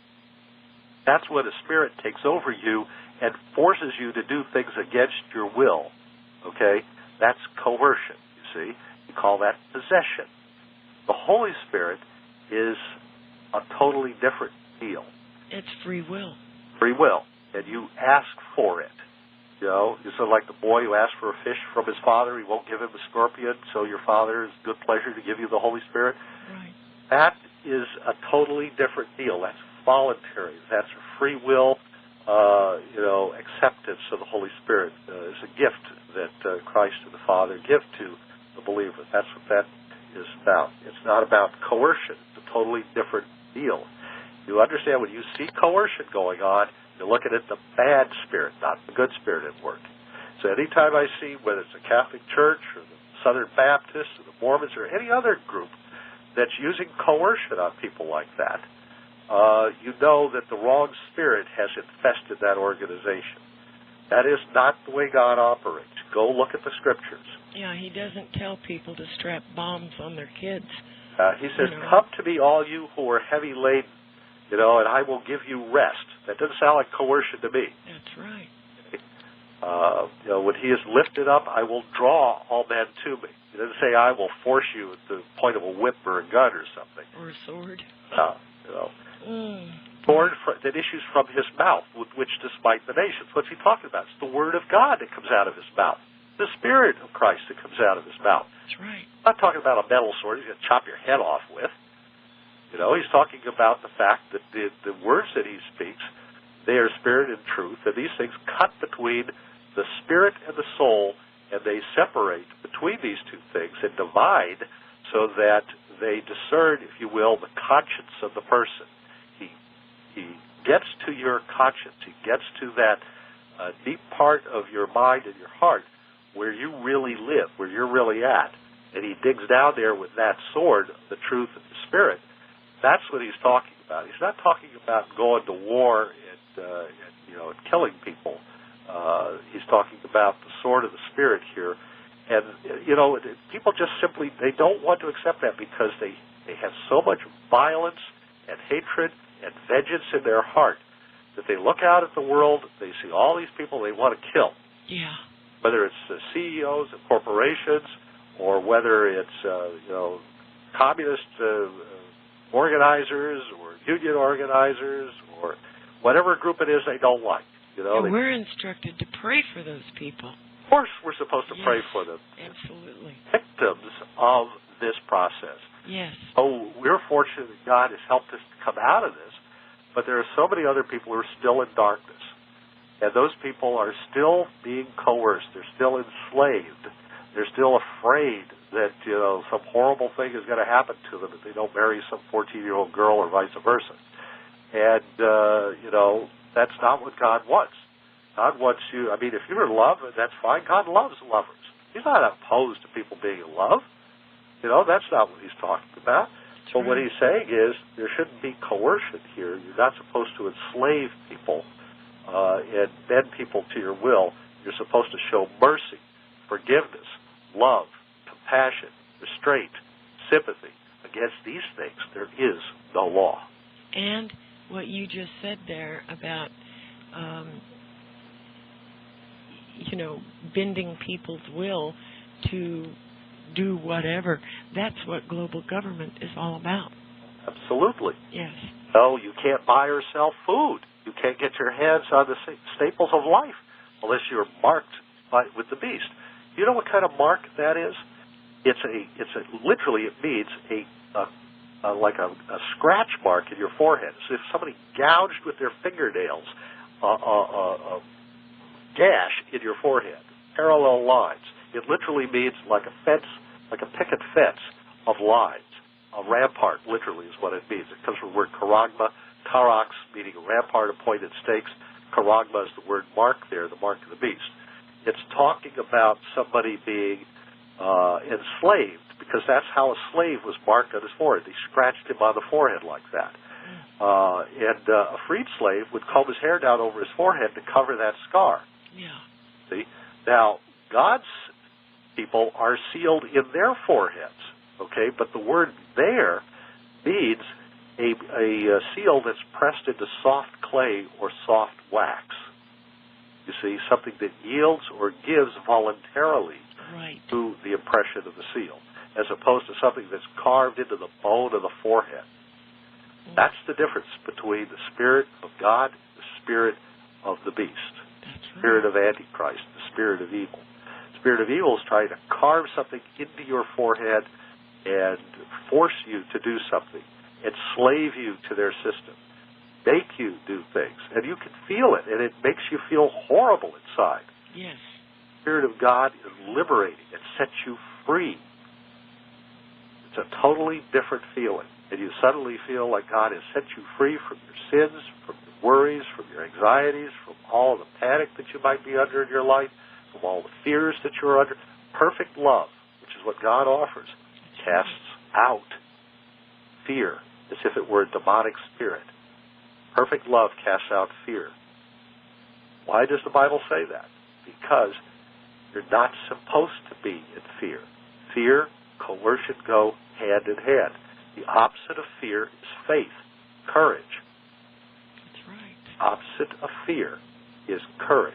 And, I'm glad you said that, Olaf, because the times that we're facing in this country, it's going to take courage to stand. I know. It's not easy. And you can be paralyzed by fear so that you don't do anything, you don't act. And that's exactly what they want. Mm-hmm. They're slowly ratcheting it up. We're like little frogs in the frying pan, and they're turning up the heat. And as they turn up the heat, all the frogs are frying, one by one. And they say, oh, look at a record number of people. Twice as many people have lost their homes in foreclosure this year as last year. Yeah. Well, what do you think's going on? I mean, they're ratcheting up the heat. And one by one, somebody loses their home, and more people at faster rate. You have people declaring bankruptcy. Well, just in time, Congress managed to pass a law that toughened the bankruptcy laws. Just in time for all of this to happen. Remember, I warned about this. Yeah, isn't that interesting?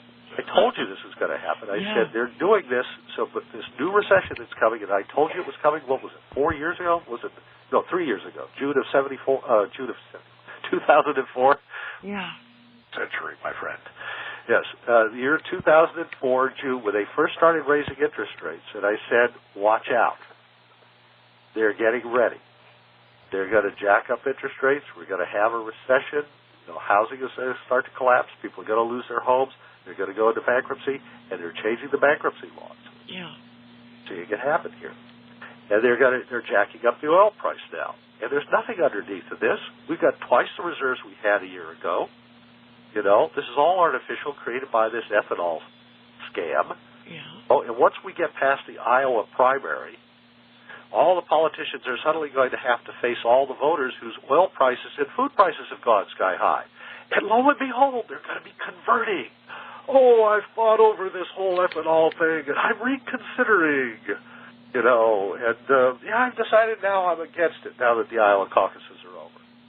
And the next thing you know, you'll have politician after politician speaking out against ethanol. I think Ron Paul does now, doesn't he?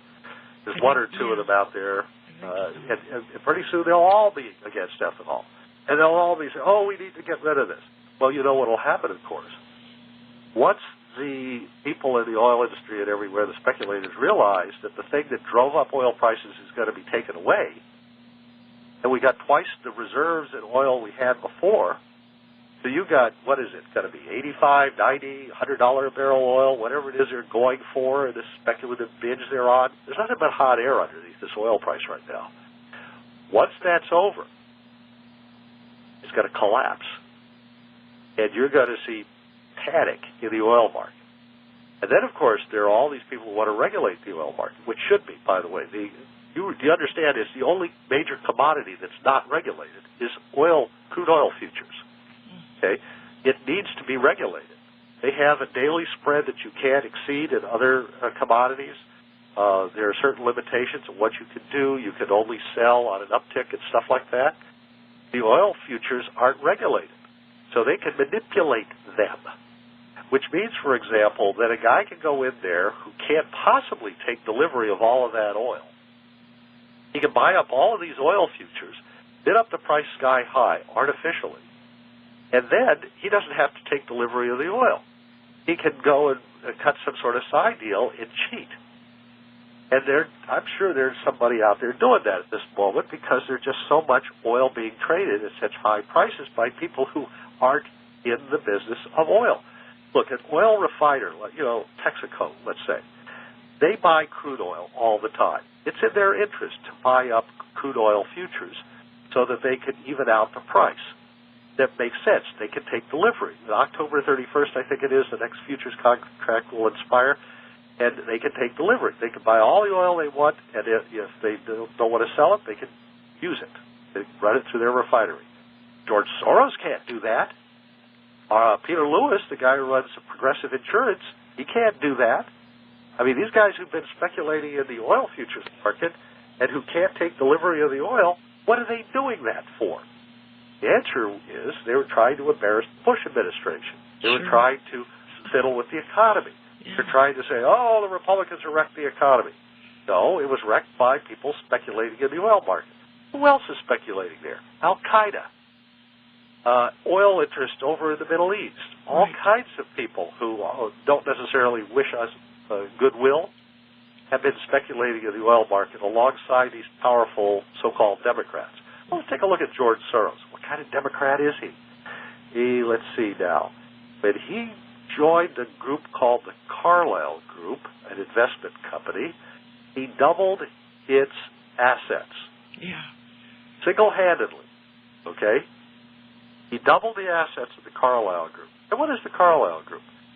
It's a group that invests in things like defense contractors and turns them around. So he saw a company turns around defense contractors. How do you turn it around a defense contractor? You create a war and contract to the obviously. Good money, you know. Slick, isn't it? Comes from there, basically. Oh, gee. Here's George Soros basically investing in war and investing in government contracts for war in Iraq while he claims that he's anti-war. Gee, that seems a little odd. And he put his money where his mouth is. He put as much money into that as J.P. Morgan put into the gold crisis back in 1907. Put $100 million in there.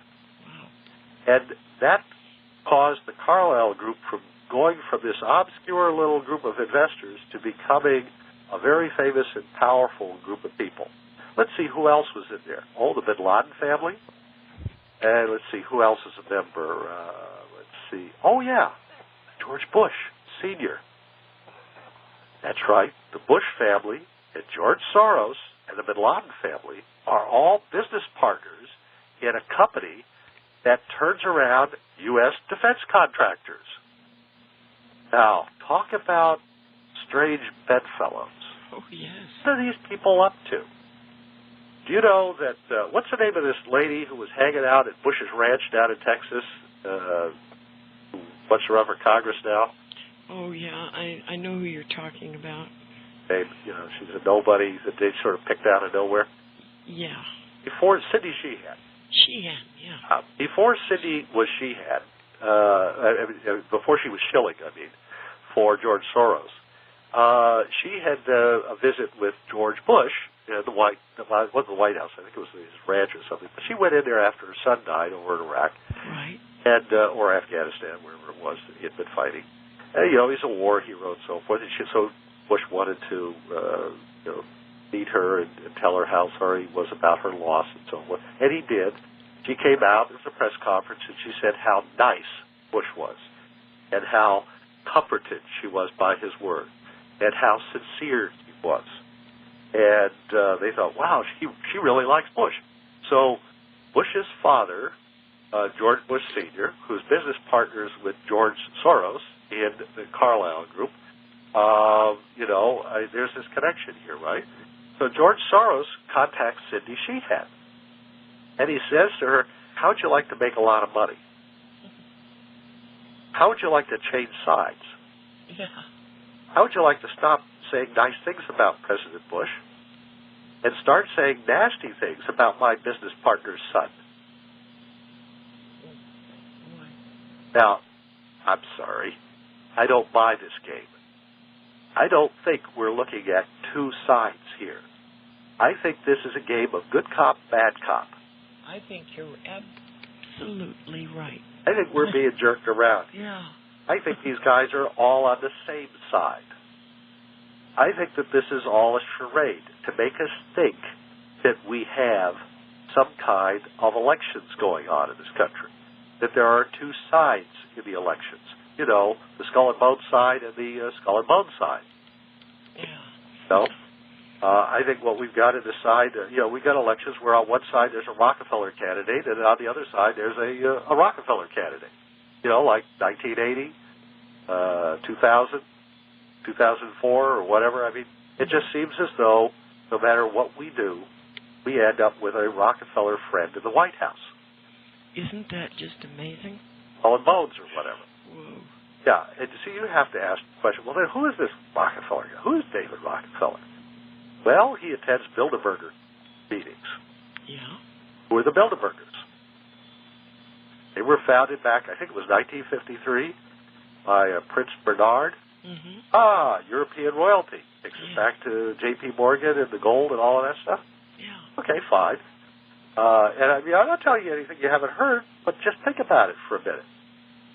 Did you know Prince Bernhard was a Nazi officer? Yes. To realize that means? I mean, this organization was set up by an ex-Nazi. Why would a guy like David Rockefeller want to be associated with that? And we know that he's friends with George Bush. Did you know that the Bush family helped finance Hitler? So maybe it's not so strange after all.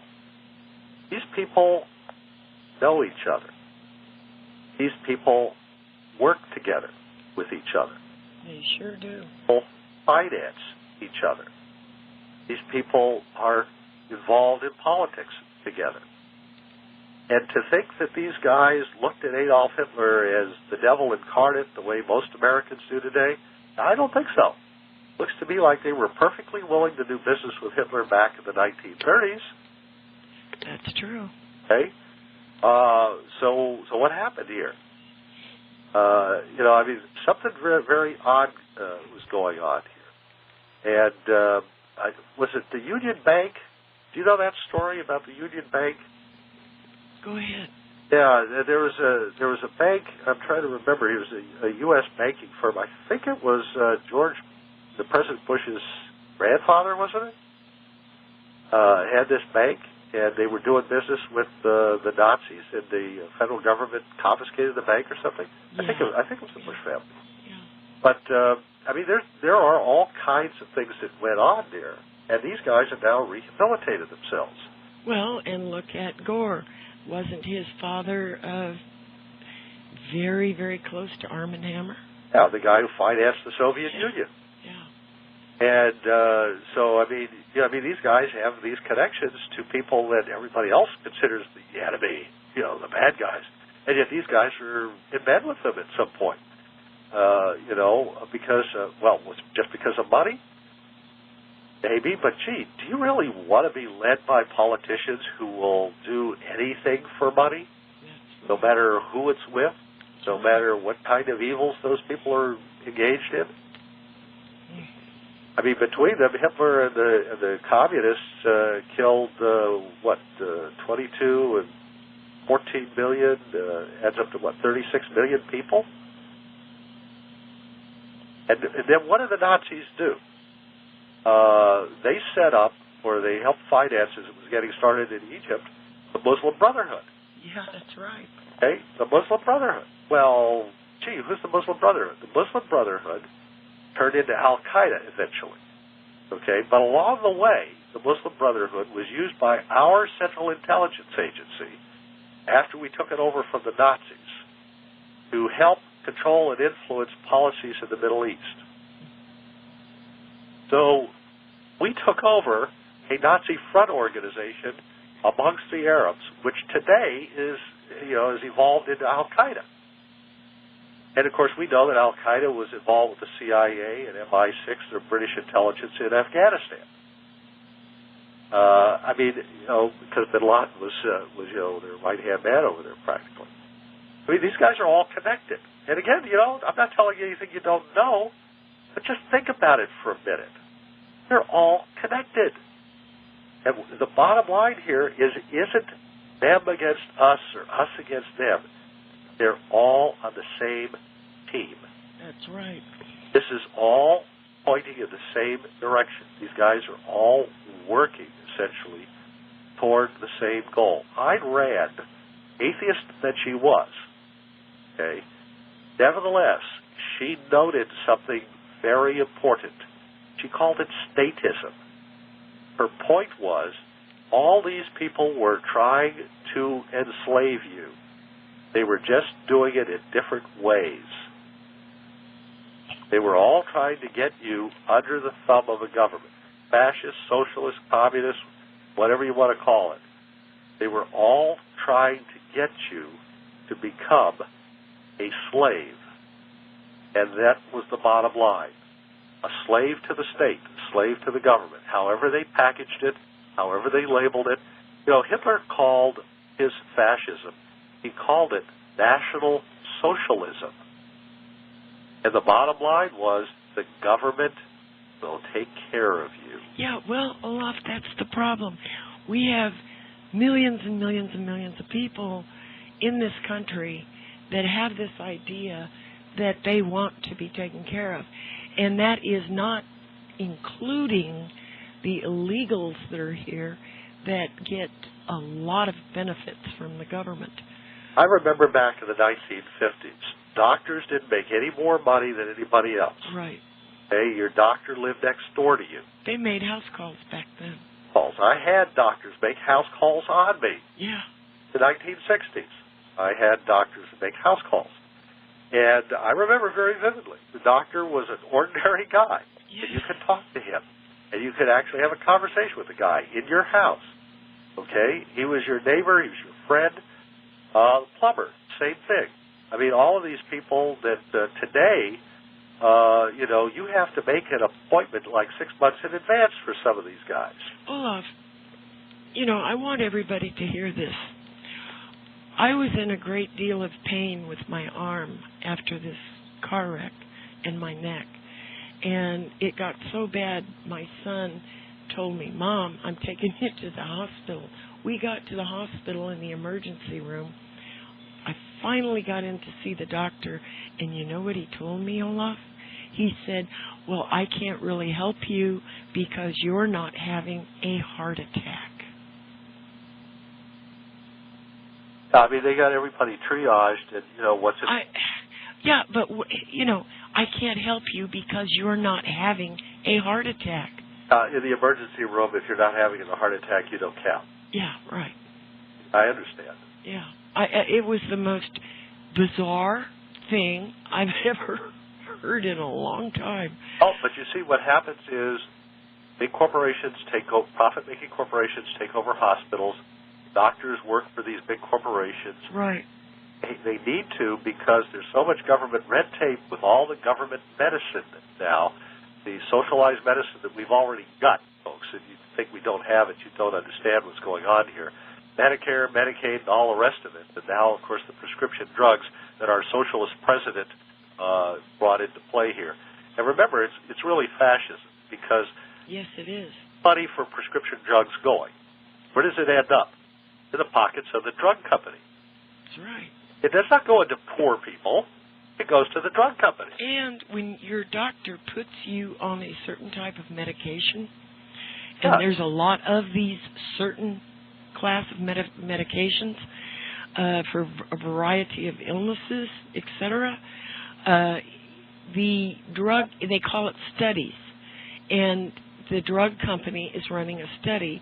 You take the medication, he says, here, why don't you try this? And what he is saying is you are a guinea pig, and I get paid $10,000 or $12,000 for every patient I put on this medicine. Yeah, the doctors have very corrupt. They got a racket now. Do you know that an abortionist can work for only 1 or 2 days a week and make $1 million a year? Oh my God! They got this thing set up now. They had assembly lines for this sort of thing. Oh, I mean, what's happening is absolutely astonishing. Doctors would never have done this back in the 1960s. But what socialized medicine did, Medicare, Medicaid, and all the rest of it, is they divorced the doctors from the patient. No longer was the patient paying the doctor. Right. Government was paying the doctor. The government was taking care of you, you see. Yeah. From that point forward, once the government entered into the process, doctors no longer could, even if they wanted to, take a chicken in place of payment for their services. Right. Old days when you didn't have any money, but you'd go out back and you'd slaughter a chicken and give it to the doctor and say, look, we can't pay you, but we can give you a chicken or something like that. People used to do that. And the doctor didn't mind because he needed to eat like anybody else. Yeah. But today, everything is dot your I, cross your T because it's the government doing it. And if anybody makes a false move, they go to prison. That's right. So although you'd think that would happen, of course it doesn't happen as often as it probably should. Yeah. But the fact of the matter is that once you get all this stuff regulated, then the government controls everything. So you got John Edwards out there who's made multi-millions of dollars from the medical insurance business, suing doctors and so forth, malpractice and so on. Then you got Hillary Clinton with her medical plan, and they're saying that, well, Mrs. Edwards is saying that basically the same plan. Okay, well, or is it Obama? I forget now. I'm getting confused. But these guys they're all putting out these health care plans suddenly. What are they really saying? You will no longer be free to pick your doctor. You will no longer be free to decide not to go to a doctor. You will have to go to a doctor. Everybody in the country will have to have a medical insurance card from the government. And Hillary Clinton came out and said that if you don't have this, you won't be able to get a job. You won't be able to get a job. You won't get a driver's license. You won't get a passport. You won't get this. You won't get that. What kind of mentality are we talking about here? Coercion. Yes. Force. Yes.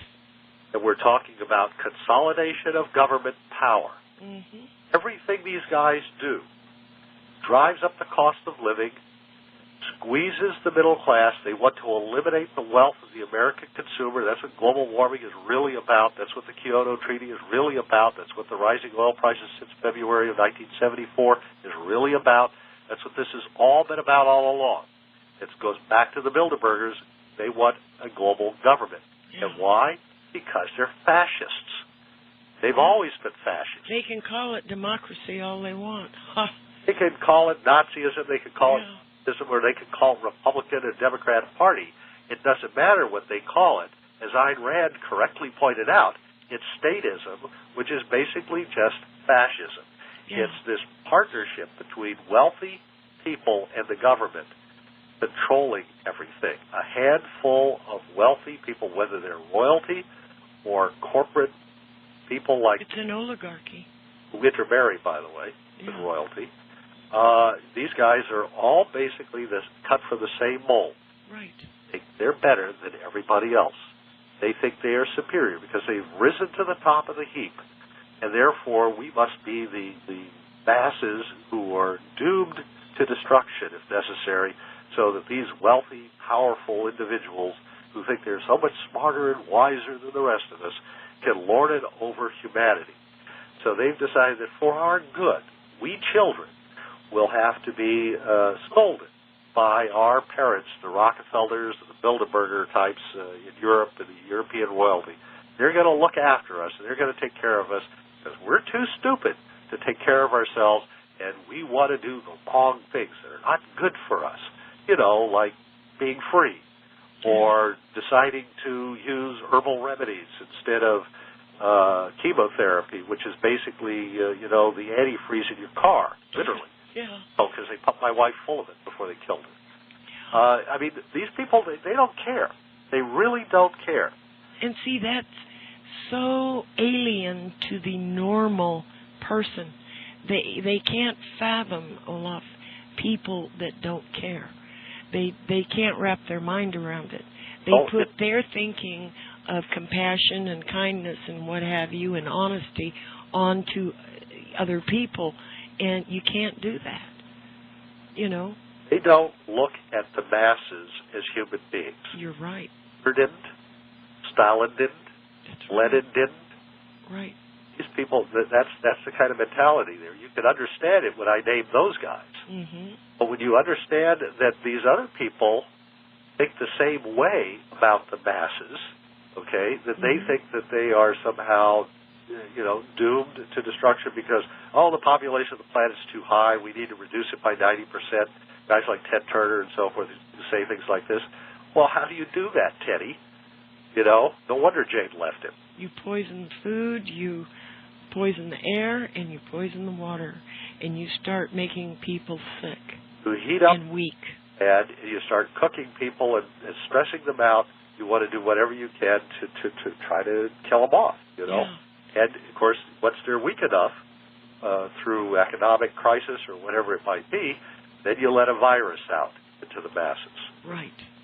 I mean, clearly, I mean, these guys, they're setting this up, okay? Yes, they are. I mean, and it's obviously being established as a plan. You know, we can see what they're doing. They're not even trying to hide it anymore. They're getting so close to what they want to do that, as far as they're concerned, why bother hiding? You know, I mean, they're getting to the point where they're admitting more and more of what they're up to. Yeah. And I think that you know, we're going to have to deal with this. But I've also pointed out that this is part of another plan. They believe that they can manipulate people through religion. Oh, you betcha. Not Yeah. what the Bible says, mind you, because that doesn't work for them. Right. They need to twist the Bible and rewrite it and come up with things that the Bible doesn't say, like a pre-trib rapture, for example. They want to manipulate people and control them. They want them to think a certain way and operate a certain way.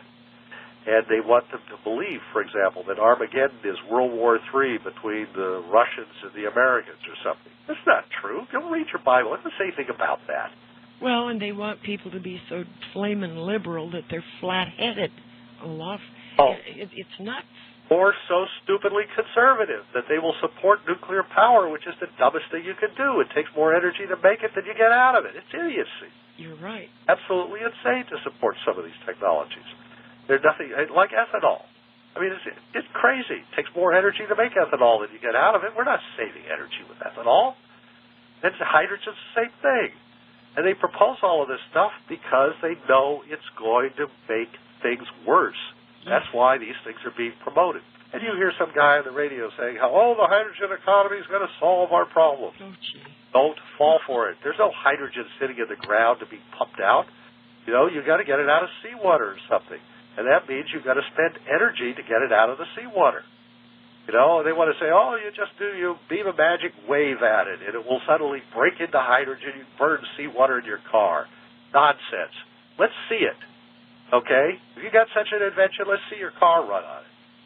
Put salt water in your car. Let's see how far you can drive it. Oh, dear. Was it designed to have water in it? Okay? When you put water in your car, it doesn't run right. It'll stall. Even the slightest amount of moisture will do that to your car. That's why you put, by the way, methanol in your car, the gas treatment, to get rid of the moisture. Yeah. So I live up in the Northeast. You know, we get a little moisture in our cars and they don't run. You think you can actually burn seawater in your car? Crazy. You know, and they leak these stories now and then just to confuse you. Disinformation is their friend. They want to spread as much nonsense as possible so that you will not know the truth when you hear it. You'll be so confused by all of this idiocy that you'll actually believe some of this stuff and get confused. You won't be able to tell truth from lies anymore. They've done that to the Internet. The Internet, you know, originally was a source of information. Now it's a source of disinformation. They filled it full of disinformation. Except, of course, for my website. And your website. We have a wonderful website. Struggling to try to offset all of this. And in case you've forgotten, folks, we got that CD offered up there that you can order by credit card right this second. If you just go to thetimequest.com, it'll explain, you know, all the situation up there, why it's being marked down for this introductory sale there, where you can get it for almost half of what you're going to pay later on. But that offer is up there for just a few days. And go to thetimequest.com, TheTimeQuest. Right. Yeah, thetimequest.com. Just imagine you're looking for a watch or something. There's a link there, the upper left-hand side, second link from the top. The top one, of course, is my cancer page. Right. My wife. But the next link down is to the offer there to get the CD that's got 10 and a half hours of MP3 files. Some of my most popular tapes are on that, and you can get that now. And this is the perfect way to get started. Those who've been hesitating, they've always wondered, oh, geez, he's produced so many tapes and he's done all this stuff, I'll never catch up. Well, I've found a way to do it, and that you'll be able to afford, and this is it. So take advantage of this while it's available. Well, Olaf, God bless you. You're always full of information, and it's very timely information, and I pray to God that people will listen. I have whole tape series that just talk about the Agenda series, right, Hot for Radio, and all the rest of it. Ultra Secret series and everything, stuff I can't talk about. Yeah. So, but I hope people will, take me up on this, because they're going to find, they think, oh, he's just saying on the tapes the same thing he says on the radio. Oh, no. No, you won't. Wait till you hear this stuff. You think what I'm talking about on the radio is shocking. Wait till you hear what I say on the tapes. Oh, boy. So I hope... Yeah. Everybody, and now that you have gotten that pencil and paper that I asked you to get earlier, you can write to Olaf Hage and send him a check for this CD, if you'd like, at Post Office Box 427, Brunswick, Brunswick, Maine, and the zip code is 04011. By the way, the postal code abbreviation for Maine is ME. ME, yes. So that's an E there. Okay. As I'll never see it. The check should be made out to my name, Olaf Hage, Olaf Hage. Right. I used to use something else, and the bank got all bent out of shape about it. But yeah, they're getting bent out of shape more and more as time progresses. So to keep everything nice and legal, you got to make the check out to me, Olaf, Olaf Hage, Hage. Right. Just one E and no Y, please. I'm not Texas. I don't know the guy. Right. Somebody else here. I just have one E at the end. You're just yourself. Ornery, cantankerous. Harmless little fuzzball nut. Yeah, right. Oh, sure. I know. I'm gonna get myself in a lot of trouble here, but I guess I'm counting on the bad guys not listening to this, right? Yeah. I don't care frankly, I don't care if they do or not. You get a certain age, and yeah. But anyway, I don't have any of that. Ooh, they might listen. So what? They'll learn. Maybe they'll ask the question: am I on the wrong side? Yeah, wouldn't that be something? And it's not that other side out there, the artificial good cop, bad cop scenario they've set up. Yeah. Skull and Bonesman, or whatever the soup du jour politician of the day might be. Yeah. But it's really the difference between truly believing in our Constitution and what we were intended to be as a nation. Yes. Freedom of religion and freedom of conscience and so forth. And what we're now looking at, with the Patriot Act and all of the rest of this stuff that's just vitiating our freedoms and so on. Did you ever think you would see so-called conservatives in favor of doing what they're doing to our Constitution? Well, they're conservative Nazis, Olaf. I know, it's unbelievable. Yeah. I'm always astonished at some of the things that Rush Limbaugh comes out in favor of. Yeah, I know. I can't believe it. We're way over 2 hours here. Yes, we better close. Well, everybody, go to Olaf's website, thetimequest.com. Look for that link that he told you about and get this CD. It will knock your socks off. Please, folks, because I could really use the help right now. Yes, that's true. So, God bless every one of you out there with ears to hear. And God bless you, Olaf, for all you're doing. And Thank you. of course, this is Georgianne Hughes with Olaf Hage signing off. Good night, everybody.